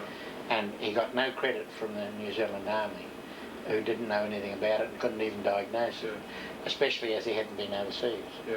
And then Mum wrote to me and said, at one stage, what was it, 44, Christmas, I came home and I was milking cows, and I was absent without leave, technically, from the Navy, you know? And trying to help Mum, I applied for my discharge, which worked out quite well in one sense. And then I gave my war gratuity to Bill to pay for the business in London Street. Then he insisted I sign up with a rehab, whereas I wanted to get a farm, under the rehab if I could. And I signed this apprenticeship to be a barber, which I had never wanted to be.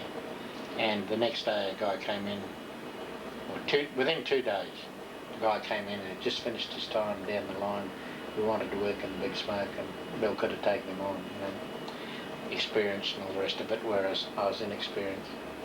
But I was stuck then, I had to do the time. So you were in London Street, your war gratuity you went towards funding The business. the business, so Bill was coming out of he was being demobbed or had been demobbed. He had sick. been yeah. The farming life was no longer...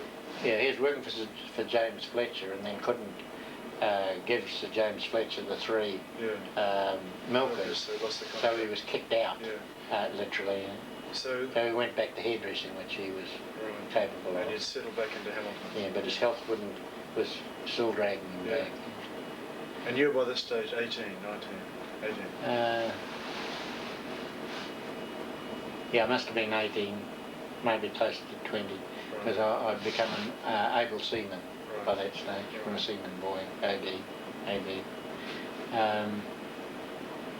And your mother, if you want to know where she came into the picture, worked next door. Yeah, let's just paste it out. So you went really from, you applied, what did you say, you applied for, what you really wanted to do is go farming? Yeah, but I applied for a rehab. So coming back on the ship from Japan, you were dreaming of yourself as a New Zealand Taranaki farmer? Milk farmer? No, by that time they were in Waikato. Oh, right. But I'd have been quite happy. I actually wanted to be a sheep farmer. Yeah. And if I had have got to there, I'd have been home and hosed, because the price of wool went up after That's the war. right, because of the guys' farms were paid for almost overnight. Yeah, and then you had the Korean War, which just spurned it even more. So it was quite galling to talk to guys. Where do you think you would have got it found? Like if you'd said I want to... You had to take what you got in a ballot. Yeah, ballot. Or you could apply specifically for certain farms. Some farms weren't attractive, and sheep farms weren't attractive. No, not at all. I'd have been home and hosed if I hadn't have signed that bloody permit. When you say sign those papers, you're talking about sign the papers to Bill to become a dentist to him to learn your barber trade. Yeah. So you'd never cut hair while you're in the Navy? It wasn't something... No, it was balked at that. Yeah. So then you find yourself in Civvy Street, apprenticed barber to your stepfather. You'd funded him into the business. He was on again, off again himself. And then this is where Mum comes walking by. Yeah, she worked next door. And I didn't realise at the time, just shows you how dumb you are. There was a guy there that used to smoke quite heavily. And when he knew she was interested in me, he kept sending her in to buy her cigarettes. And then Bill used to send me out to serve her. Right. So I was railroaded, shanghaied almost. I invited her to go to Waihi for the day, and she declined, saying her mother needed her for for dressmaking, which was a lie. And I should have called it quits then, that if they lie to you then, they lie to you ever after. Well, this is where we get on to I'm going to ask you, Dad, you've told me a bit about your life. That was very, very good. Was that helpful for you? There was a very clear run. No, it was a very clear run. We didn't hiccup too long. And digressing a moment. Yes. We went to work for Sir James Fletcher, and on the day we got there, all the carpenters in New Zealand went on strike, and this included his. And Sir James Fletcher made a statement in the New Zealand Herald that it was his intention to have every carpenter in New Zealand working for him. Right. And all his personal staff at Fletcher Construction will call them. Said, that'll be the bloody day, we'll do anything but work for that old bastard. Every carpenter in New Zealand is working for Fletcher Construction today, if you analyse it. Yeah. Well, that was during the state housing boom, and there was all sorts of work going on, and the forestry was kicking in, and there was radiator pine coming on stream, and there was a lot of things going on. He would have had a stake in the forestry and a stake here. Oh, he had his own plywood plant and everything. Sure. So, post-war, we're talking 46, you're a barber, London Street, apprentice. Mum comes in with, you asked her out. She ducks and drakes momentarily, and then you're an idol. And I had been going with a girl in Auckland who broke it off, and Mum knew about it. What was her name? Beverly White. But I tried to shake Mum off. She was like chewing gum. She was young too, wasn't she? And I broke it off with her, and then the phone rang. You've left something behind. I said, I don't think so. Yes. So I went down to see what it was, and it was me. I've been stuck ever since. All right, well, let's keep this detached element to it, right? Yeah. Don't become too emotively loaded. I'm not worried about it. No, It's sold out now. Yeah, I still, but I mean, we lose some of the I kind still of tease her with it. Sure. Okay. So, how long did you court Mum? Oh, 4 years, possibly. Wow. A long engagement. We weren't engaged for all that time. No, but what I'm saying is a long. Well, she could correct me on this. No, I'm just saying a long engagement. You didn't rush into the altar. I'd finished my apprenticeship, and due to a misunderstanding one day with Bill, he got wild. I said, that's it. And Bill thought I was coming back on Monday to work, and I'd got a job through your father and grandfather working at the brewery, which was much better money, really good money at the time. And Bill was saying to Minnie, he'll be back. Why isn't he back? He left on Friday, but he knows he's got to work on Monday, told me. And of course Minnie couldn't even tell him, that I wasn't coming back. But that didn't create any big ripples that he had to take on. He'd been in hospital again at that stage, and I'd managed the business for about 9 months, I think. Yeah. But Minnie will tell you she did. Sure. Well, you did it together. And I had to go and get a chap who... Was it tobacconist haircut? Was that the one we went there? We had no tobacco to start off with. That was, one of our problems. Shortage. It was just straight out. Short back and sides, 20 cents. Yeah. Oh, no, 1 and 9. It was less than 20 cents. 1 and 9. I got Peter McIntyre to come and work. He was a Scotchman who had cut hair in a factory in England or Scotland. Yeah. So did you by this stage you got to know Alison Gill, and you were going strong. Now what happened? Where was Coral this time? And you would have had Anne living with you as well at that time. Anne was living with Minnie. I was sort of half by batching at the back of the shop. Yeah. Accommodation was, hard to get. And so your mother got me board with them. Right. And that was the finish. Where am I going here? About when I finished my hairdressing, I think about 5 years, I think, at 56, 57, I went to work at the brewery. Right. Then hepatitis, hiatus. Yeah. Outbreak. Outbreak. Well, it wasn't an outbreak. We introduced it. Right. They want control mechanism. They came at me and said, would you work for us? And I said, yes, I would.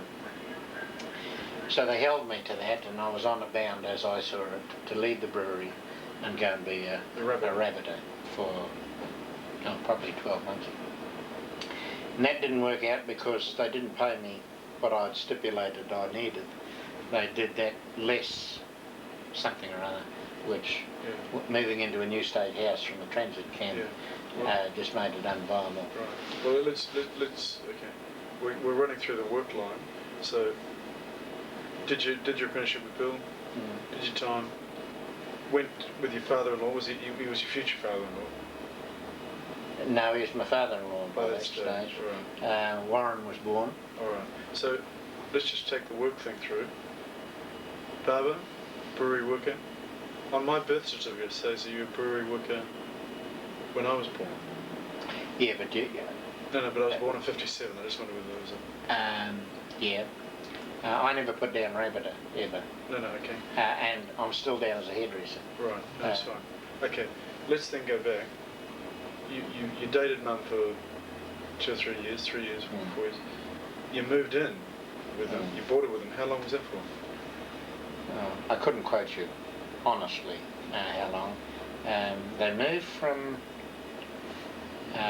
London Street, where the liquor outlet is now, to Galloway Street, and that's when your mother said, well, there's a bed there, we can find you. And I slept in the garage on a tent bed for quite a while, and then got a bit cold, so they said, oh, come inside. So Mum moved in with Pat, and I got her bedroom. So Pat was still at home, and Ross was on the scene? Not originally, No. but he came along later. You were the first on the scene? Yeah. And Pat got married, and then sort of once the eldest daughter was married, it was the okay thing for this next one to get married type of thing. And we moved from transit camp while I was on the rabbit board into the McPherson Place, Right. where So Lynette was born. Right. So you got married in what year? 1950 was it? I can't even tell you that. Roughly. Because Warren was born, I think, in 52. Well, we must have been married 59, 52. No, shit. Let's come back a minute. Yeah. Warren was 2 years after we were married, roughly. Oh, really? Okay. All right. So, So you got married in 50, probably? round about You came back out of the Navy in 46. You had 4 years. 4 years. 50. And Warren 52. Okay, so when you were first married, you were a brewery worker or a hairdresser? You were a hairdresser? Hairdresser, I think. Because you mentioned that Bill said that you would come back, and then of course you didn't come back. It didn't indicate you were married when you became a brewery No. worker. Those things all sort of came round. Yeah, it's just interesting to clarify this with you. And then money being short and all the rest of it. And when we decided Mum could have a way and get married, we couldn't get a venue. So Minnie lived in a 2-storied house in Churchill Avenue. Yeah. So she said, oh, we can have it here. So we got married at the cathedral, I think. Where was your birth father, Harry, at this time? In Auckland. Did he just... But we'd had nothing to do with him from the time I went into the Navy, right? 10 years probably without contact for a reason we won't discuss. This is where the animosity of Coral and whatnot comes in. But when we were on our honeymoon, we'd been up north to Russell and all around there. I called into Sam's place, and Your uncle? yeah, Harry's brother? yeah, and his wife knew me for who I was and gave me my father's address. So I went out there, and they insisted we stay with them for nearly a week, I think. Right. And where were they living then? Where you knew them, Milligan Avenue or something. Mount Rossville. And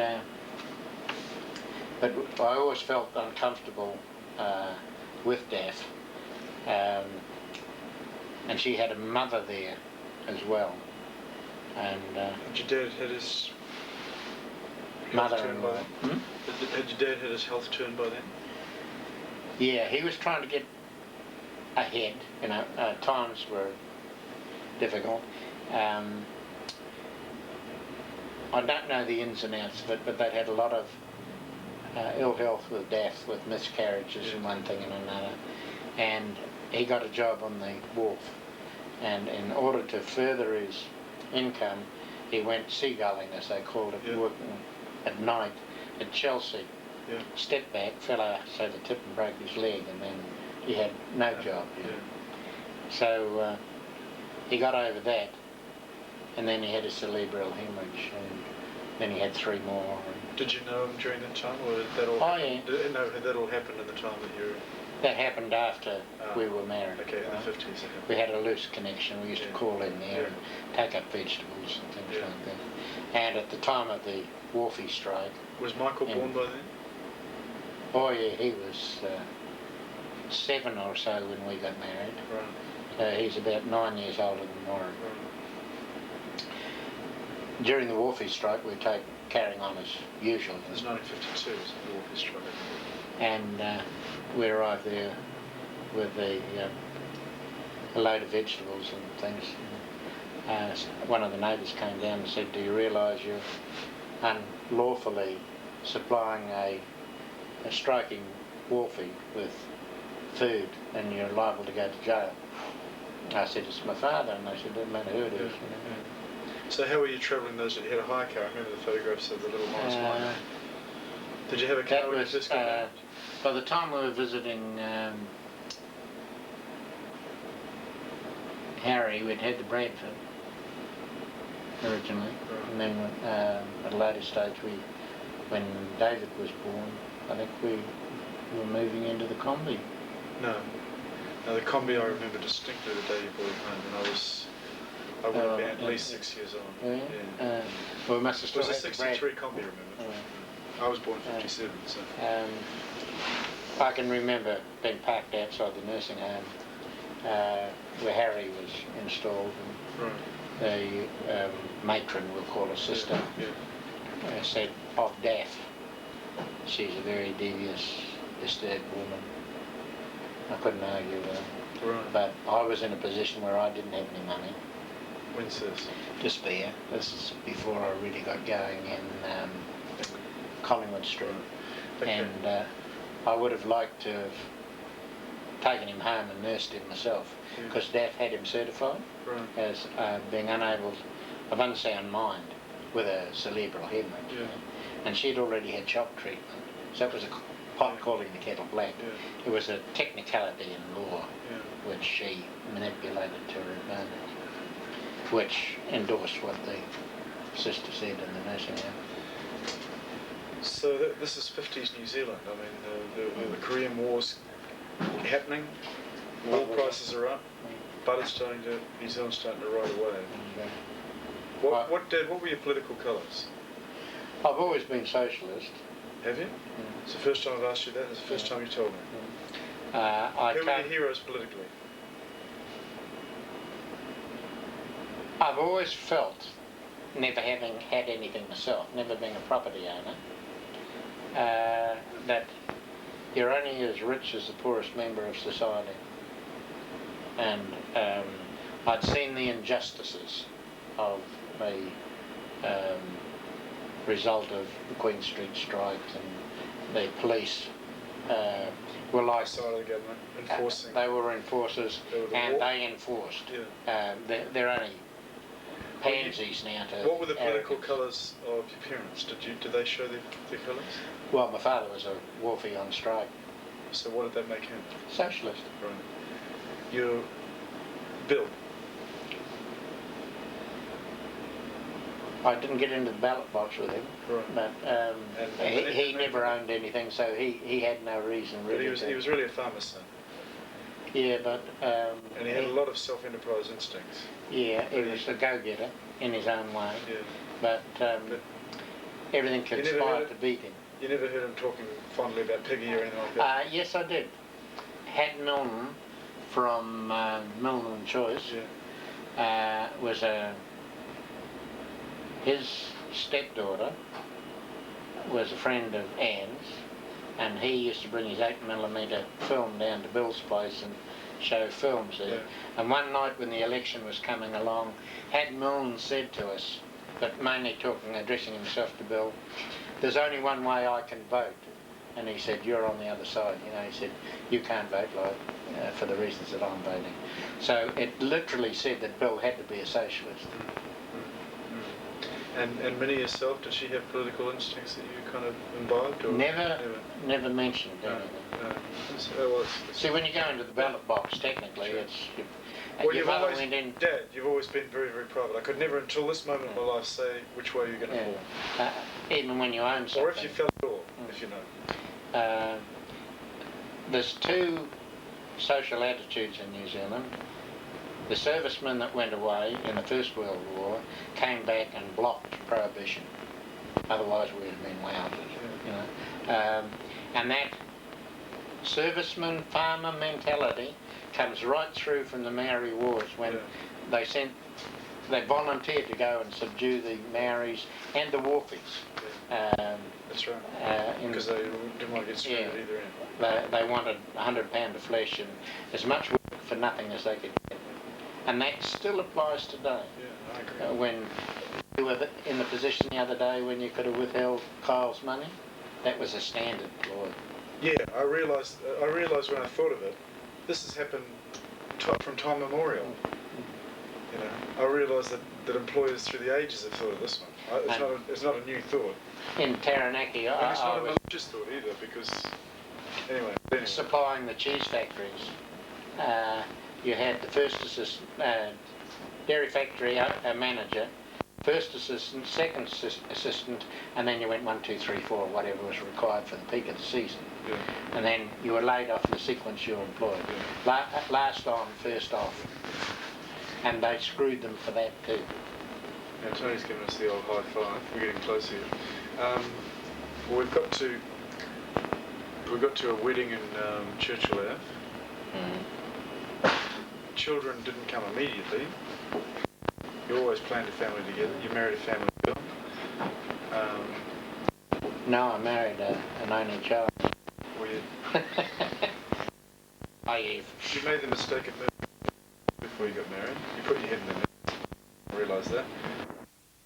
House that I'll go up and just see what I can do to help. And Alice said, well, Dorian should be there, and I said, we don't know them that well, you know. You're sort of forcing yourself into the house.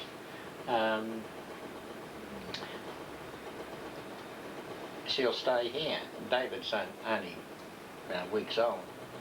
And Alice said, oh no, she should be there. And I said, well, she's my wife, you know, it's you and Ruth again. I'm telling her to stay here. So she and Alice and Margaret, who was a friend, dropped Mum off at Elmore's place with a young baby in her arms. Roscoe. Oh, Roscoe. And drove off.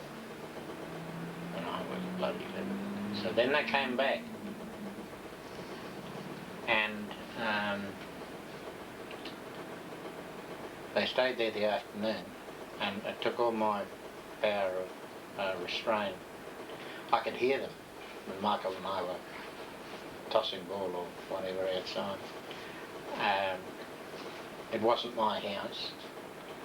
I wasn't happy with what was going on, but your grandmother was saying, oh, you know, you've got to resign yourself to the fact you're going to be a widow now, and this, that, and that. And Daff said to me afterwards, if that bitch ever comes back here, she said, I'll cut her fucking throat, you know. And I couldn't blame Daff at all, so I came back, and I said to Dor, tell your mother, please, she's not to go Milliken Avenue again. And that started the piss pot boiling.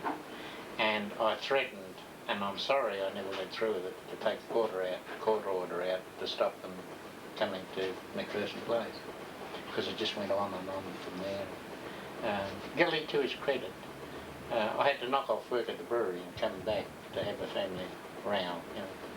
Alice was that thick that she didn't even know when she was offending or anything, but she wasn't going to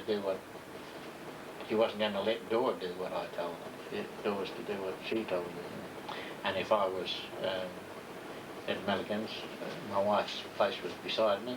Well, that was a good instinct, I think, but... No, it wasn't. If I wanted my wife to stay away for whatever reason, and I asked her to, she should have stayed away. When you marry the They wife, put their finger in. when you marry the wife, you leave the parents. Oh yeah, but you're not. You're not the. Your marriage is two people. It's two people, but if they, the husband but must if always the- tell if the the wife what to do, and if the This in-laws is start coming in telling the wife anyway, not to now we're getting do into as she's told, I can say I requested her. I'm saying I told her. yeah. Is it, It's, so the that, it's language either is so loaded. 6 of one and half dozen the other. Well- I wasn't. It was an added distraction and burden to me. And as it turned out, Next question. did you take time off work to do that? Yeah. Right. Okay, no, it doesn't need. I'm clarifying it now. Now I you're think getting I was at emotional. the, You're I getting think I was stirred at the up. brewery and So this was. I had a, you know, This is where you're getting stirred up. you had to be there to believe it. Well, A woman with a runaway mouth and no brains is a problem.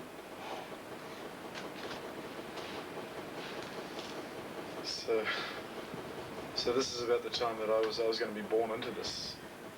Yeah, Cocktail. you were. I resisted, but you were eventually conceived. And, that was my reward for staying in the family fold. A little curly-headed baby. You were rewarded because you wanted more children. I had originally said I'd like 4. You have grown up with brothers, right? And if you get a boy and a girl, neither of them have had sibling equals. If you'd had 2 boys and 2 girls, would have had what I never had, Coral and I. I always envied other kids that had brothers or sisters that had sisters.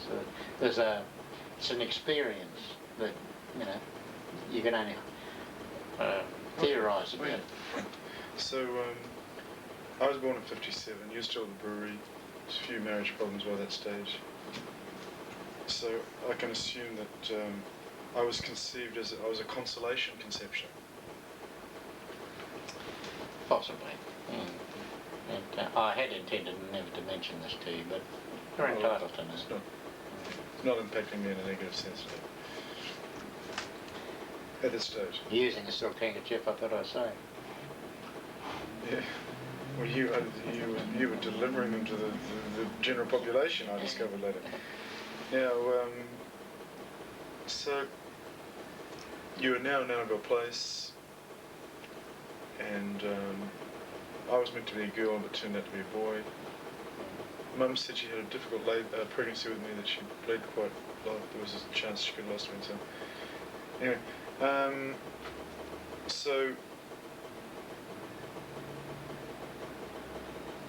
do you remember me being born?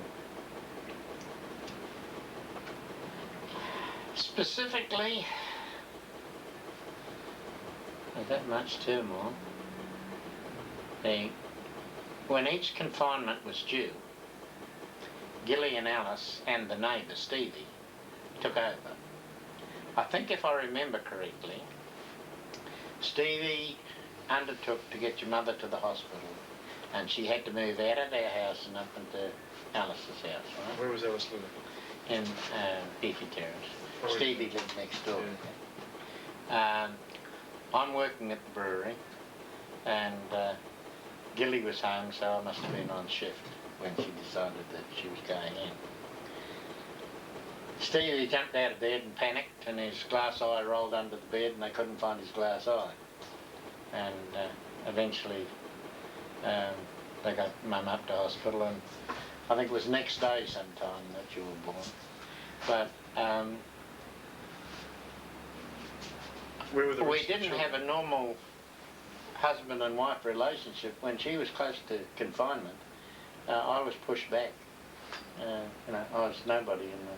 Oh, well, I know that feeling. And That's not... yeah, you've experienced it once. I experienced it four So and a half where was times. your mum in this time? Seems to be at home asleep in bed, I hope. Minnie always had to be very careful, both with your mother and with Alice, as she didn't agree with, you know, but it wasn't her place to interfere. But,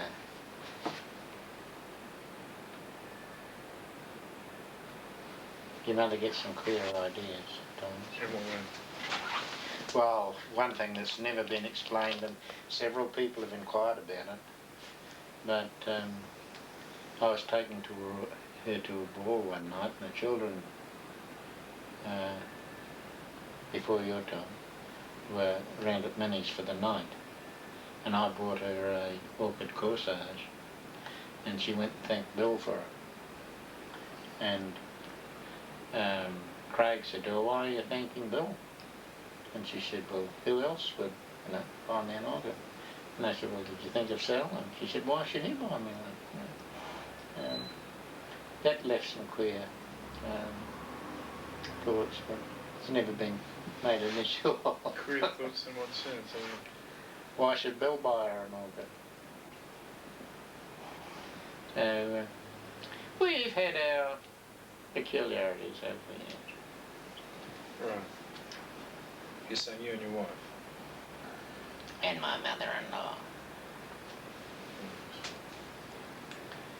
But not so much with Gil. You got on well with Gil. No, he was a pain in the ass too, but he was placid. Alice was aggressive. She was like Ruth. She wore the trousers. Oh, I don't think that's the case with Ruth. But, Stronger personality. now, alright.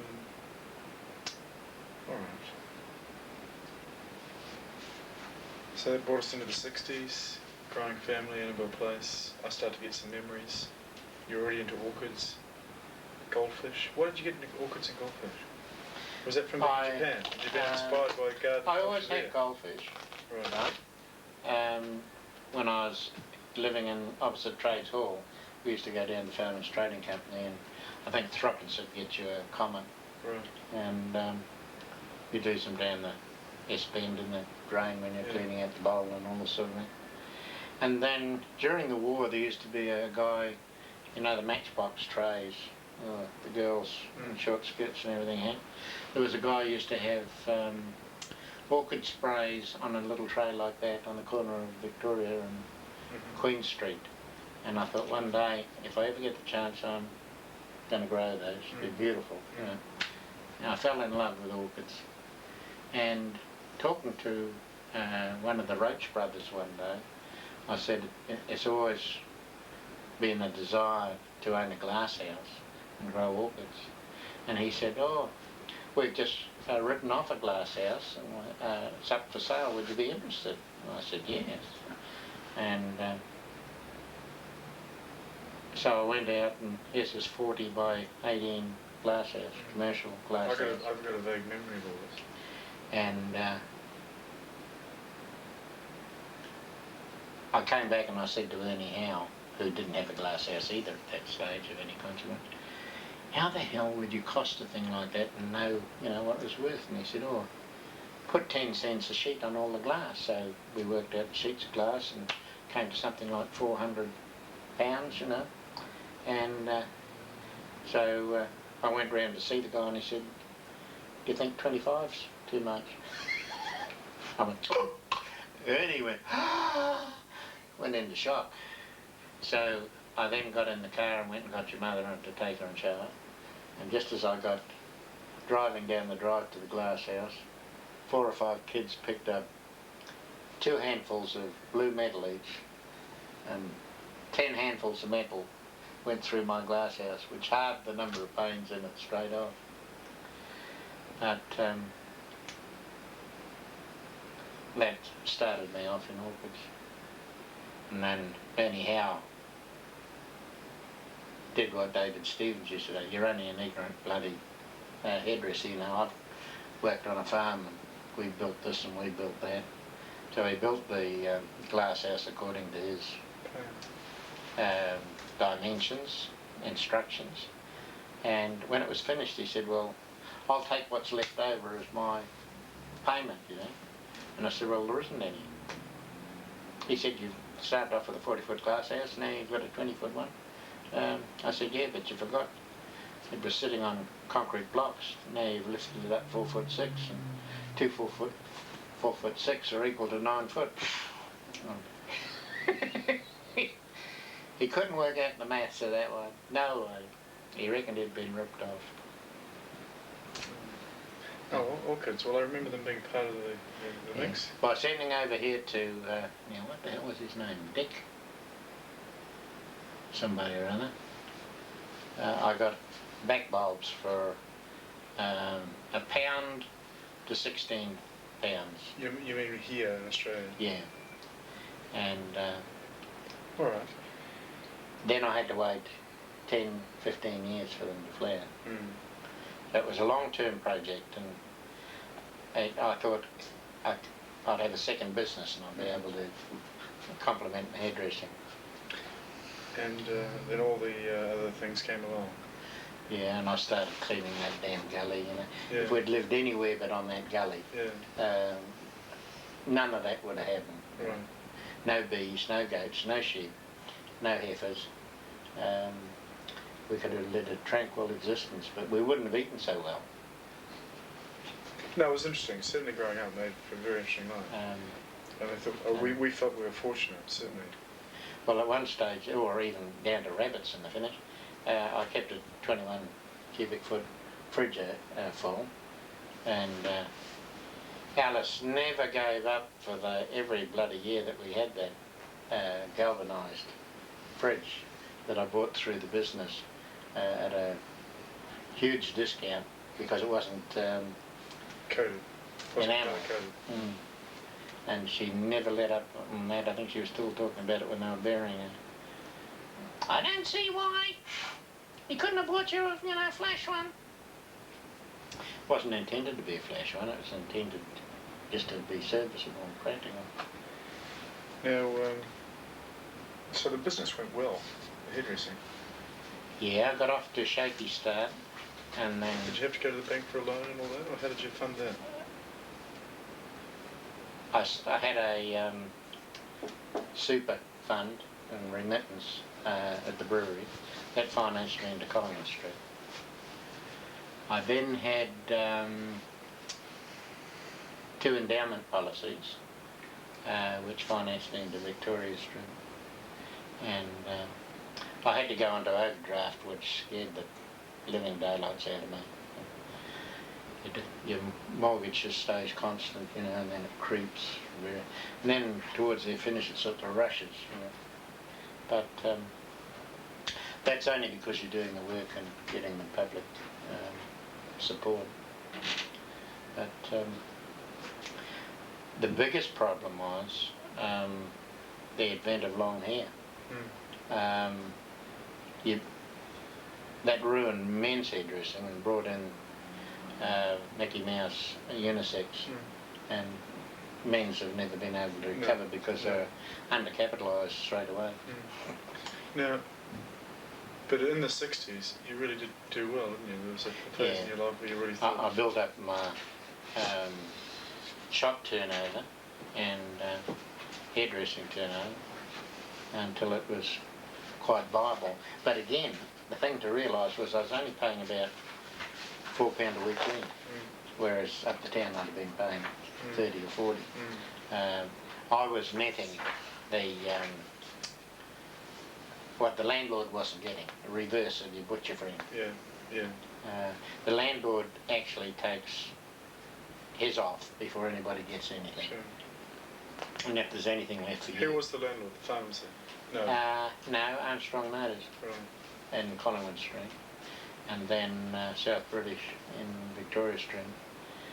But the most galling thing was for my lawyer to lie to me and maintain that as a lawyer what he told me was the truth, even though I knew in my own mind that I thought he was mistaken by 12 months.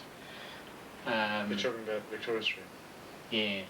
A guy, Mudge, came in from South British and he said, "Oh, we just sweep people like you under the mat." And then, being by this time quite emotional and disconcerted and settled, to go to a lawyer, and he said, "You can ask any silly bloody price you like." And Warren was just negotiating, and 40,000 came to mind for his 10-acre block.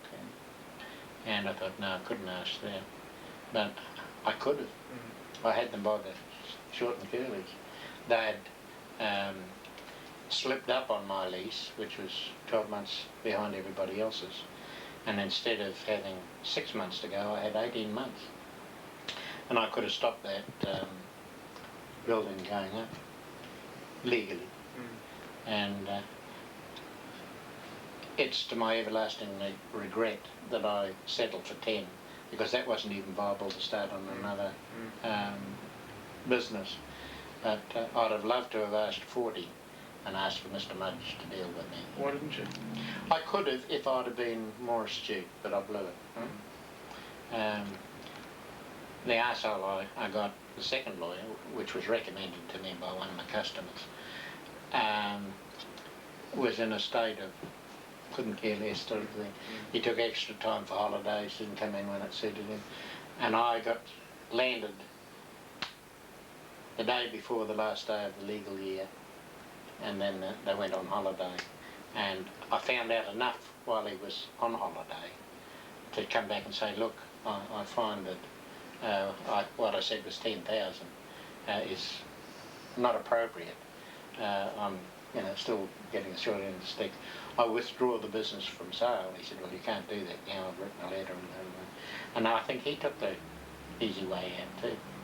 Anyway, but, that's all I'll have now. Okay. We've got probably, let's say, 20 minutes to half an hour there. Right? I'm going to go for a summary now, right? Of, well, this is essentially, you and me.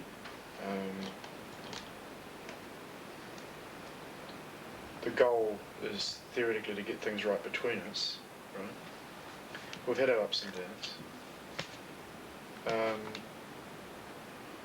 If I kept it to the first person asking you, in your life, what have your reasons been for doing what you've done, or what are your greatest failures? You're talking about something there that's got an emotional loading even now. What are your greatest successes, or what are your greatest regrets? With rabbits.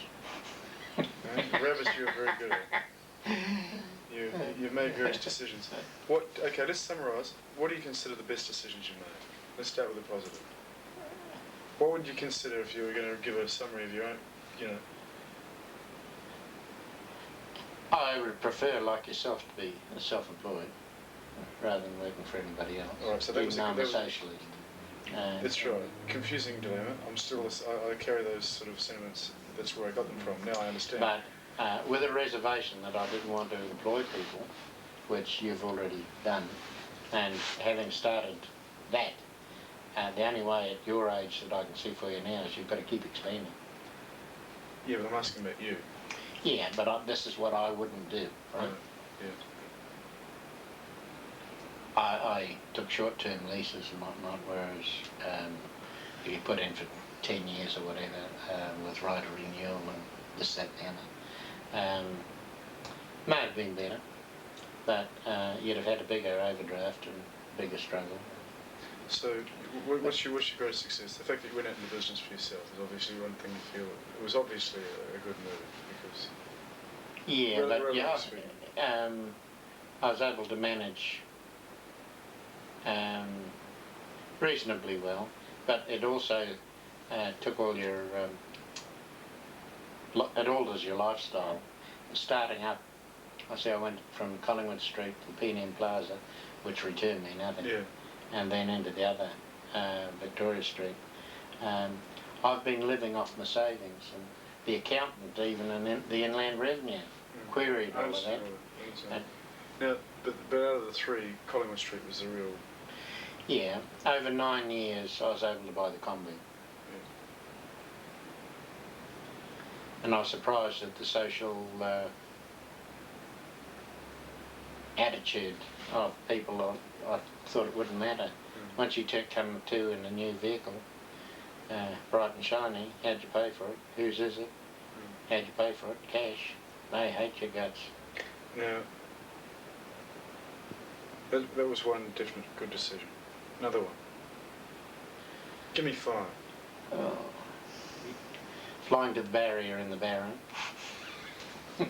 Going to the barrier, was that a good decision? No, only flying in the Baron was a good decision.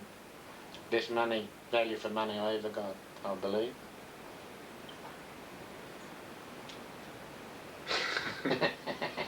Well, I arranged that. Do you realise that? I don't know that you did, because I went out and I talked to the eagle-eared man myself. It wasn't Eagle Ear. The first Yes, time. it was. Well, The Baron was eagle-eared. yes, yes, but it was a charter through John DeVere. He may have suggested it, but I personally dealt with him, eagle-eared. And I had trouble with him. Okay, all right, okay. Well, that's a minor, really. That doesn't really count as one of the 5, but we'll put it in there anyway, just for comedy's sake. Something else. Success. What do you think about your life? What do you think? I really took a lot of personal Well, satisfaction in that. everybody complimented me on the orchids, but they came to naught. But That was due to a lot of labour and dedication. you said you fell in love with orchids. And I achieved my, what would you say, pleasure in seeing them flower. What was another success? Starting up in goldfish a little bit more seriously, like you know, and unintentionally I'm regarded in some circles as a bit of an authority, but I can't see it myself. Again, I'm not prepared to put the money into it. All right. Feed How them out. do you feel about your family? I mean, you haven't included your family in a sense of success. Well, I'm proud of my kids, but as you know yourself, I tried to encourage you to experience everything you could, to not worry about what other people thought, and the manner in which the boys conducted themselves recently was satisfying to the whole family, wasn't it? You'll have to clarify. Well, that big photograph says it all. All the boys and Lynette backing up. There's not many families, you know, that could expect that. And that meant a lot to you. It was good for you to be there to see it, wasn't it? Yes, even, you know, you were critical of David there the other night, momentarily, but I advised him not to stay. No, You'd have liked him to have stayed, and I said to him no. For my own reasons, because I realise that Kyle is in a critical time as well. So. But I don't think he can help Kyle now. Kyle's No, made his... possibly not. Kyle had already missed out on... But the thing is, that you advised David, he took care of that this year. But that was It was a disappointment to you, huh? No, not particularly. No. But let's not belabor the point. You know, as to whether you're disappointed or not. Time's a waste. I'm ambivalent. Yeah, time's a waste. Okay. Within your children, right, what are your proudest moments? No highlights as such, I would say. I'm just pleased for all of you that you've done as well as you've done. None of you have become alcoholics. Glenn might have got into drugs. You confess to have dabbled. But there's no alcoholics, no hooked druggies, although Dion caused his parents a lot of concern. I was pleased I was free of that. You can't aspire to burden your kids with goals they can't achieve. All I encourage you, all of you, was to do the best you could and enjoy yourselves. Are you happy with the way you support us? As I see it, I'll have my critics, I know to whom I'm speaking. Oh no, I don't. But again, For every push I didn't get, at least I got an open door. yeah, you weren't barred from escaping. That's right.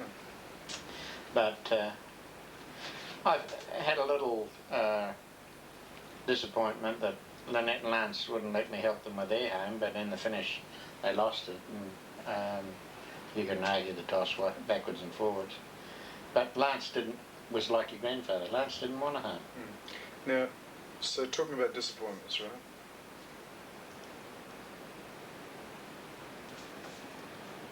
Or failure. Failure, disappointment. It can be...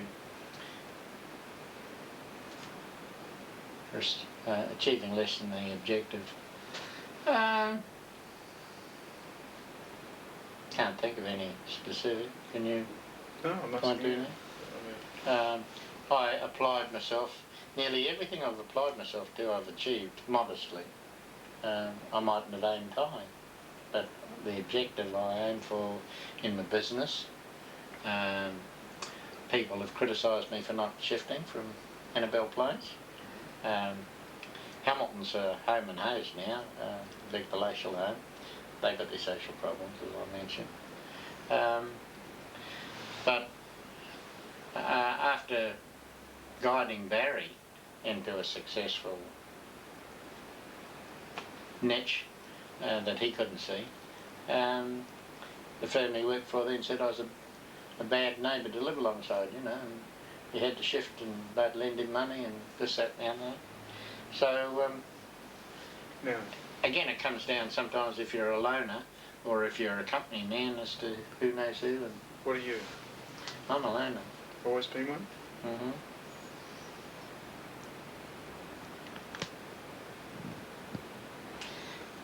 Yeah. No. You remember that family that lived round the corner, 4 boys? No. Or not of him. Yeah, one's that built a lovely driveway. Brick driveway. No, the other way. You used to be able to see across. The father was a little roly-poly guy that always had a flagon under his arm.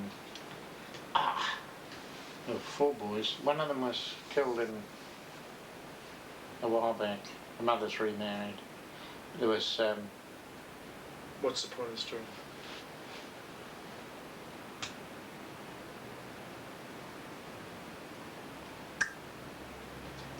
They were involved with Peter Hamilton and Warren in beating up the boy White. And everybody panicked and made restitution. They gave him all their comics. Peter Hamilton took him to the pictures, and your mother was jumping up and down like a bloody yo-yo in a rubber band saying, "What are you going to do?" And I said, "Nothing." And Mrs. Wright was calling for blood, and the headmaster at the school said to me, I called Warren in and said to him, you know, have you been doing much fighting lately? And Warren said, "Oh, no." Yeah. He said, "Have you hit Brian lately?" And Warren said, "Oh, yes." He said, "I was putting on my jersey, you know," and he said, "I hit him." And he said, "I don't think Warren's involved in this." He said, "You know, he strikes me as basically on it." So he got Brian Wright in. He said to Brian Wright, he said, "You know, Brian, this fighting's got to stop." And Brian said, "Sir, fighting's my best subject." And he was having nightmares and kidding himself, you know, he was as tough as the rest. And he wasn't. But, How does that relate to failure and disappointment? I've digressed now. But Was it to do with Warren's honesty? No. No, it was no, no. had to do with that family. The difference between them and us, perhaps. No, No, just I've lost it yeah, now. okay. Disappointed. Well, you've certainly indicated that you're disappointed in your marriage. Oh, well, I wouldn't say everybody is suited in their marriage. The trouble is I don't my want mother... to put words in your mouth. No. My mother-in-law lived much longer than I would have preferred, and as a consequence, I can't see my life ever being adjusted. How long's she been dead now? Seems she's still with me. Just over 12 months. Yeah. I said to your mother at that point, there's only you and I now, you know, family gone. You're going to, if you want to live congenially, you're going to have to, you know, live as a couple. And she hasn't been able to do that, as I see it. Do you think you're a Is it congenial Alice? sort of guy? Huh? Do you think you're a congenial sort of guy? Anyway, let's not... Okay. Alice is still coming up between us. Right. Now, all right. What do you think in relation to me? How have I brought the greatest pleasure to your heart? What do you think of my successes in your eyes? Well, you paid your way through university. You did what I suggested you do. Get out and find the world. All these good novels start off with Jack and his cat going down to London to earn their fortune. I think you've accredited yourself fairly well. I had to give you a shove down to Vandersloot's, but from that... You've introduced that. That's your story, not mine. And you won the girl you wanted. I can't say you don't owe anybody any money, but you've got a lot of acquaintances, a lot of friends. You don't get those without paying your dues. You found that out recently. Yeah, it was wonderful to have you here to see that, because it was a great blessing to me, because I didn't expect it to be anywhere near as powerful in the way it resonated through our lives, you know, for good. And of course, having joined the club, you've now got to continue to pay your dues, which you won't find difficult, but it may be a strain at the moment, say for Karen. But the only concern I have for you is where you're going to in the next, say, 5 years. You're at a crossroads, actually, relative to your age and your business interests. That's part of what I'm doing. This is part of it. You've got to shift out of Manly or find a rich widow. Well, we don't have to do any of those things, but they're options. They're options. You have to consider. You want to stay a sturfy all your life. Yeah. Oh, I'm going to go. But you've got a rich mother-in-law. Just keep her working. Have I got a rich father? No, he's a lot poorer this week than he was a month ago. What was that? Outlay. For what? Coming over here. Okay. All right. Anything else that comes to mind? What's the high point of your memory of me? If it was my funeral you were speaking at, and you had to think of, I mean, I know I'm pressing you here and I'm fishing, but it's just more. How would you remember me? At least you won the Gwyn Shield medal. Warren only got a second. The Roller Mills. Roller Mills. That came to me a while ago. Well, that was just I was an unfortunate team. Yeah. Well, you know, bounce of the ball, the referee. He was a runner-up. You were in the winning side. But Warren would have been a try scorer while I was always a junior. You know. But having said that, no, I appreciate that. That's all. Yeah. No, it's... no, that's fine. You've got different attributes. Yeah. Different goals. Warren can be irritating at times, but he and his wife have mapped their life as they want it. Now, what do you think of my Christianity? I've never opposed your Christian walk, as you know. I've never opposed David's. David was more obvious as a boy. He wanted to cross above his bed and everything. But once you got in with those mad wingers, you haven't really deviated, have you?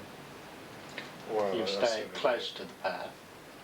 I've strayed very far from the path, but Well, I know what you're. That's, Yeah, but anyway, I'm but not. that's I'm in not the light aware. of history.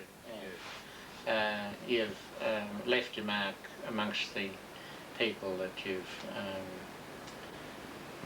what do I say, prayed with, or the congregations you've attended. Where are we now? Your mother has tried a Christian walk, and I think she's just as confused today as the day she took her first step. But David and yourself have, and your mother have taken a Christian walk. Warren, Glenn and I are lukewarm, but I think you'll agree that if we're having a family gathering and I say, right, nobody eats until we said grace, nobody eats. That's one thing that pleases me, that I've still got your obedience. Well, that's something that's only been introduced perhaps in the last few years, I've seen.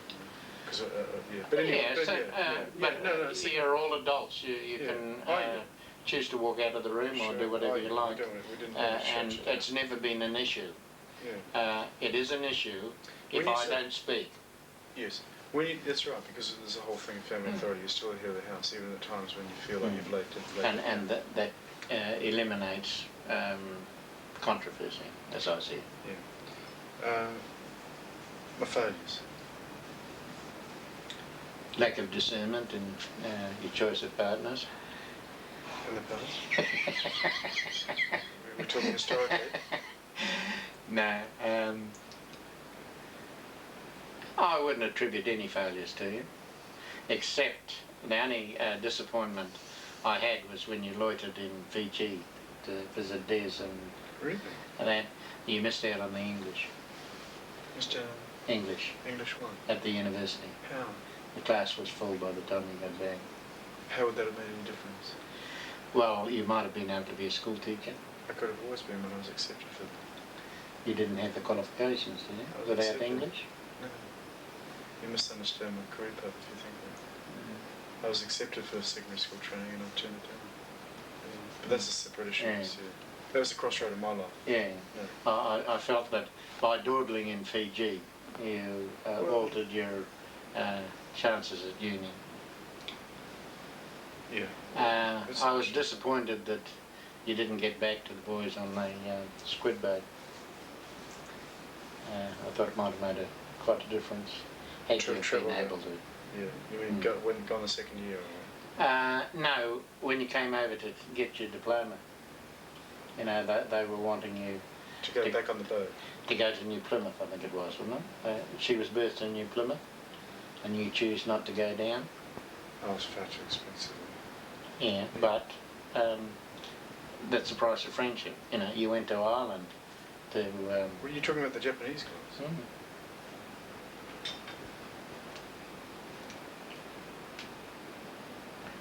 That's as I saw it. That I never went back on the boat? No, that you didn't go down to see them farewell them from New Plymouth. Oh. You chose to use your university, what do you call it, passing out as part of an excuse. No, it was no excuse. Well, it's an excuse to get off the boat, certainly. Yeah. But I mean, it was a very valid one. Yeah, but you were off it. All you had to do was go to New Plymouth to see them, as I remember it. Yeah. None of them spoke English. The only reason I would have gone back down was to have gone back to Japan. At that time, I had the opportunity to go back in that season. Yeah. Well, that's probably quite a bit disappointing. Might get me out of trouble. Both those points, yeah, they're quite significant there because both those points changed my destiny in reasonably negative ways. Yeah, I felt that you might have done yourself a service by going down and showing the flag at New Plymouth.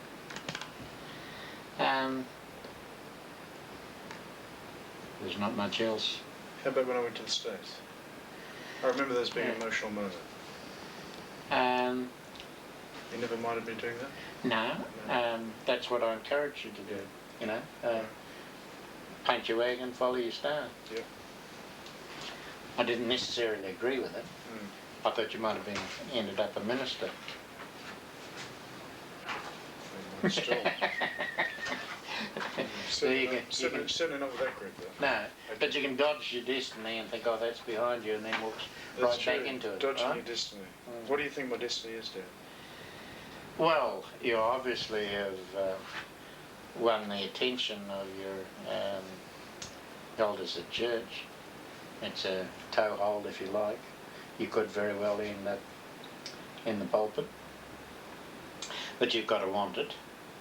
I wouldn't, although you speak very ably, I don't feel that I would want it for you. I watched Bill and Chris and felt that they entered into it with the best of intentions, but lost out. I think you've got to be a con man of a sort to be a good minister. Possibly true, so. What do you think I should do with my life? If I'm at the crossroads now, I mean, you've suggested in business perhaps expanding. Well, you can go into a totally different field. You know, it's like if you were to take up this offer, there may be something that you did that course of business study with the tapes and whatnot you wanted to offload on me. Oh, yes. You could emulate Ruth, and you know, if you've got what it takes.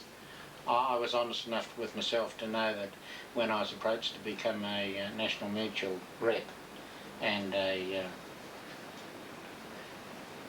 I just didn't have the tenaciousness to misrepresent quite often. You know, when they get to, do I get a sale or not? You can fail to mention certain things.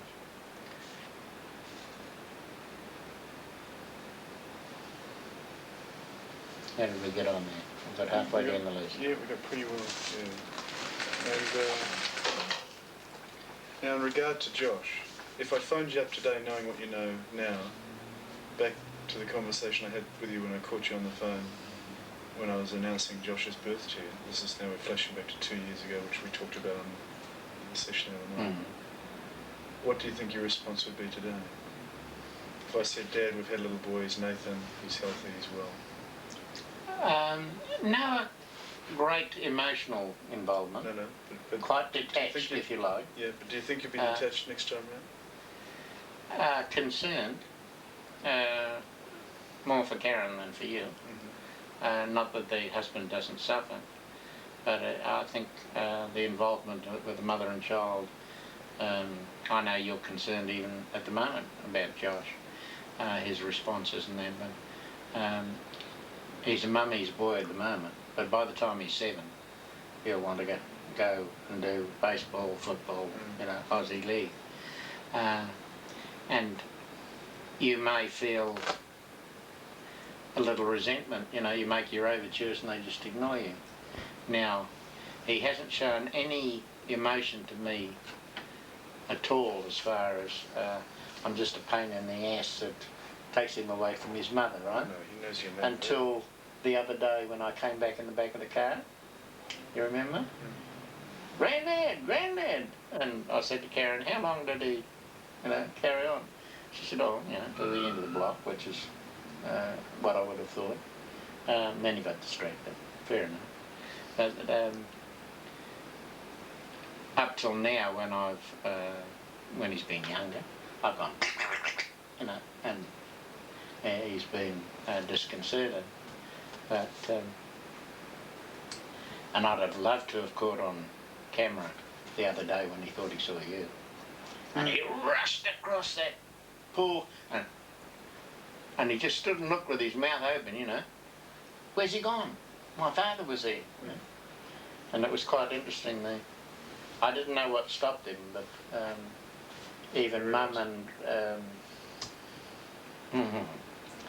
both said, Karen, that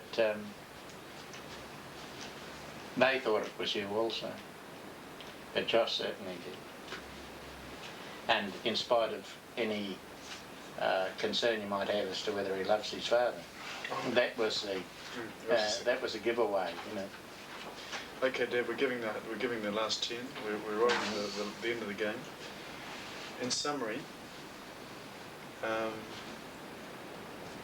the object was to somehow get it right with you, and to clarify the approval that all sons crave, and not to feel that the old bugger has got off the hook. Well, only you can say that. Right. How do you feel? Harassed. I have no feelings along the lines that you have had. You've had a concern of possible rejection, which isn't as I see it, but I just felt for your own benefit the relationship we've had was what you needed. Say that again, you lost me there actually. What did I say? The relationship between us. When I took you out to the front door and showed you the world and said that's yours, I felt that's what you needed. Mollycoddling you and everything wouldn't have achieved anything. It was tough love of a sort, if you like. And I don't think it hurt you. No. You've got by, you're still fed. But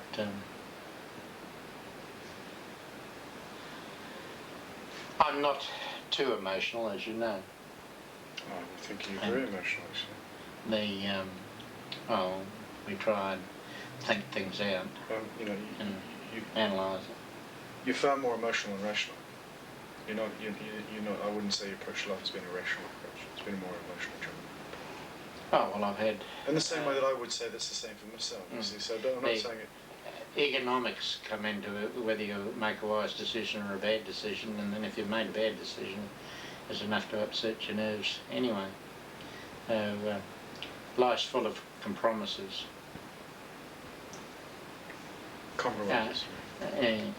Your mother could never understand it. Never entered her head that every time I came home with 4 boys playing down the gully,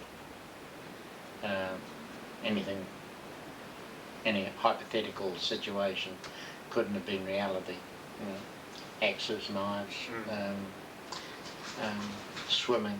You know, there's several kids drowned in that creek down towards the river. So that your mother's aims for a family and mine are completely different. You know, she's still a clucky old hen rushing around, concerned, anxious to give presents and that. I'd rather not give a present than not give one. And today, I don't know whether it'll give me as much satisfaction or not. If it doesn't work, it doesn't matter, I suppose. But I bought Lance his first gift.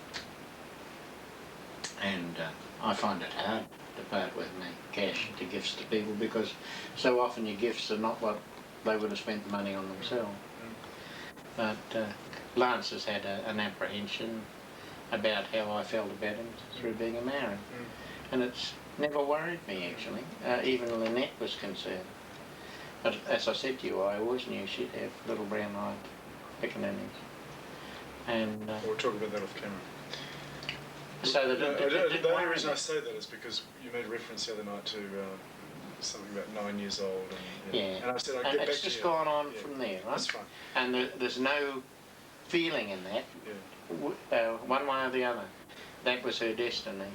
She chose it, and I didn't oppose it. Now, Dad, in closing, final script. Have you got anything you want to say to me? Well, have you got a ring in your pocket? Yeah, Can we kiss and make up? I mean, have we got to that stage? With your 5 o'clock shadow? You've got to be joking. It's a shadow of your 5 o'clock shadow. No, just keep on trying. Life's a continual battle, them and us. You've acquitted yourself fairly well today. You can, but keep on trying. I'm not going to get all mushy and everything, but I always felt that you couldn't have favourites. You know, the mothers, I think, can quite often. but I think Warren might have been disappointed when I wouldn't go and watch him as a Waikato Red. But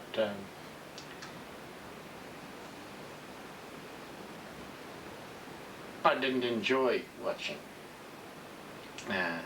If you can't play it, you know, don't go to the paddock. But Well, there's plenty of time on the paddock, particularly for Warren. yeah. He acquitted himself as best he could and got as far as he could. I think he's The same, hero of the brood in the sporting world, certainly. yeah, in that respect. Okay. He's highly, when I say highly regarded, I mentioned the fact that he just joined the staff at Rotorua in the Department of Ag, and I was quite surprised at the comment I heard somebody make to somebody else, you know. He's held in high regard there too. Oh, well, you can be proud of your family. I've got no criticisms generally, you know. We if we've had any problems, there's no animosity retained. I think the only animosity is... Except in one case we won't delve into. Which is? Glenn. All right. You rubbed Glenn up the wrong way. And, but he conducted himself creditably, I think, recently, didn't he? Yeah, no, well, not good. But It's a whole new fish for a 5 minute segment. Yeah, Maybe off camera there's still reserves there. Oh, well, that's fine. You know, That's fine. you kept calling him little brother, and that like a red rag to a bull to him. You know, I had to caution you on that. Do you remember that? No, I don't. You're in the driveway, in the car, pulling out, and I said, look, you've got to stop calling Glenn little brother. No, oh, you can give me some coaching on that day, perhaps. That's, Well, he was the one little brother I ever had, you see. Yeah, but again, like I used to refer to you as my almost daughter, you weren't happy with that. Oh, well, it didn't. But you looked at it in one context and I looked at it in another. Okay, well, look, that's good. Well, Dad, I just want you to know that I love you. I appreciate you coming over here the way you have. It's meant an awful lot to me. It's very significant. And I think you'd have to agree it's been very significant for you also in terms of the time in your life. Very tiring. My legs are still sore chasing your son. Yeah. Well, he's only going to get faster. That's what the only reason I was invited. There's only going to be more than that's right. It was. So you fulfilled your destiny. Yeah. We appreciate it very much. I tried to honour the letter of the contract right to the 11th hour, but you turned me down.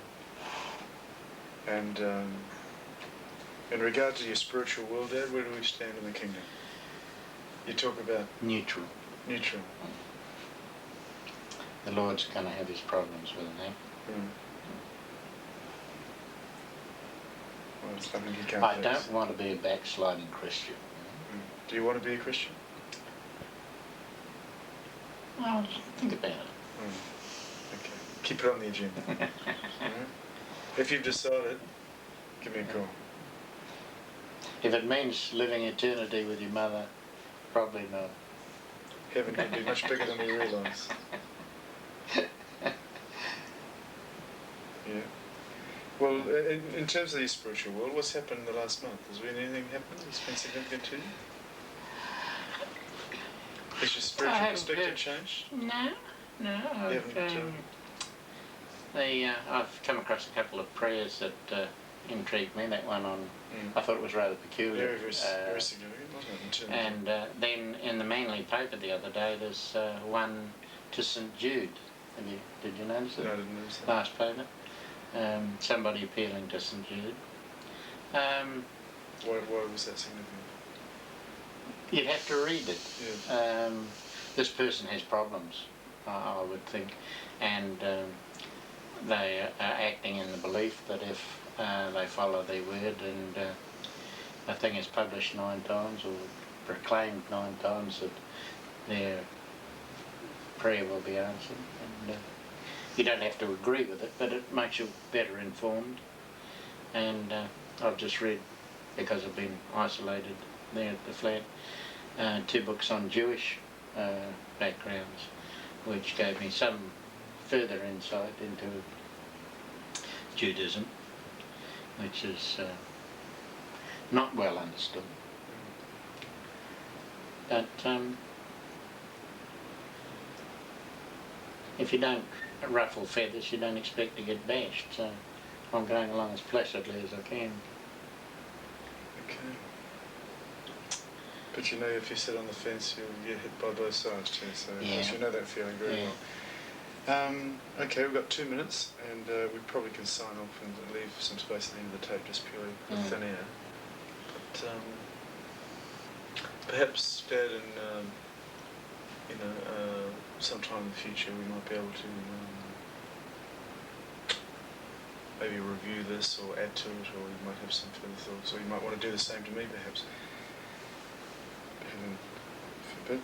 But what I was going to say is, I just, if I could get any hope in the future in regard to working through what we've worked through, and I'm talking about Nathan now and the experiences we had, to consider that maybe in 12 months' time we could maybe be looking forward to the birth of another little child. Yeah. Is something that we're considering as something that we can really focus on as a possible. Yeah. So with that outcome, could I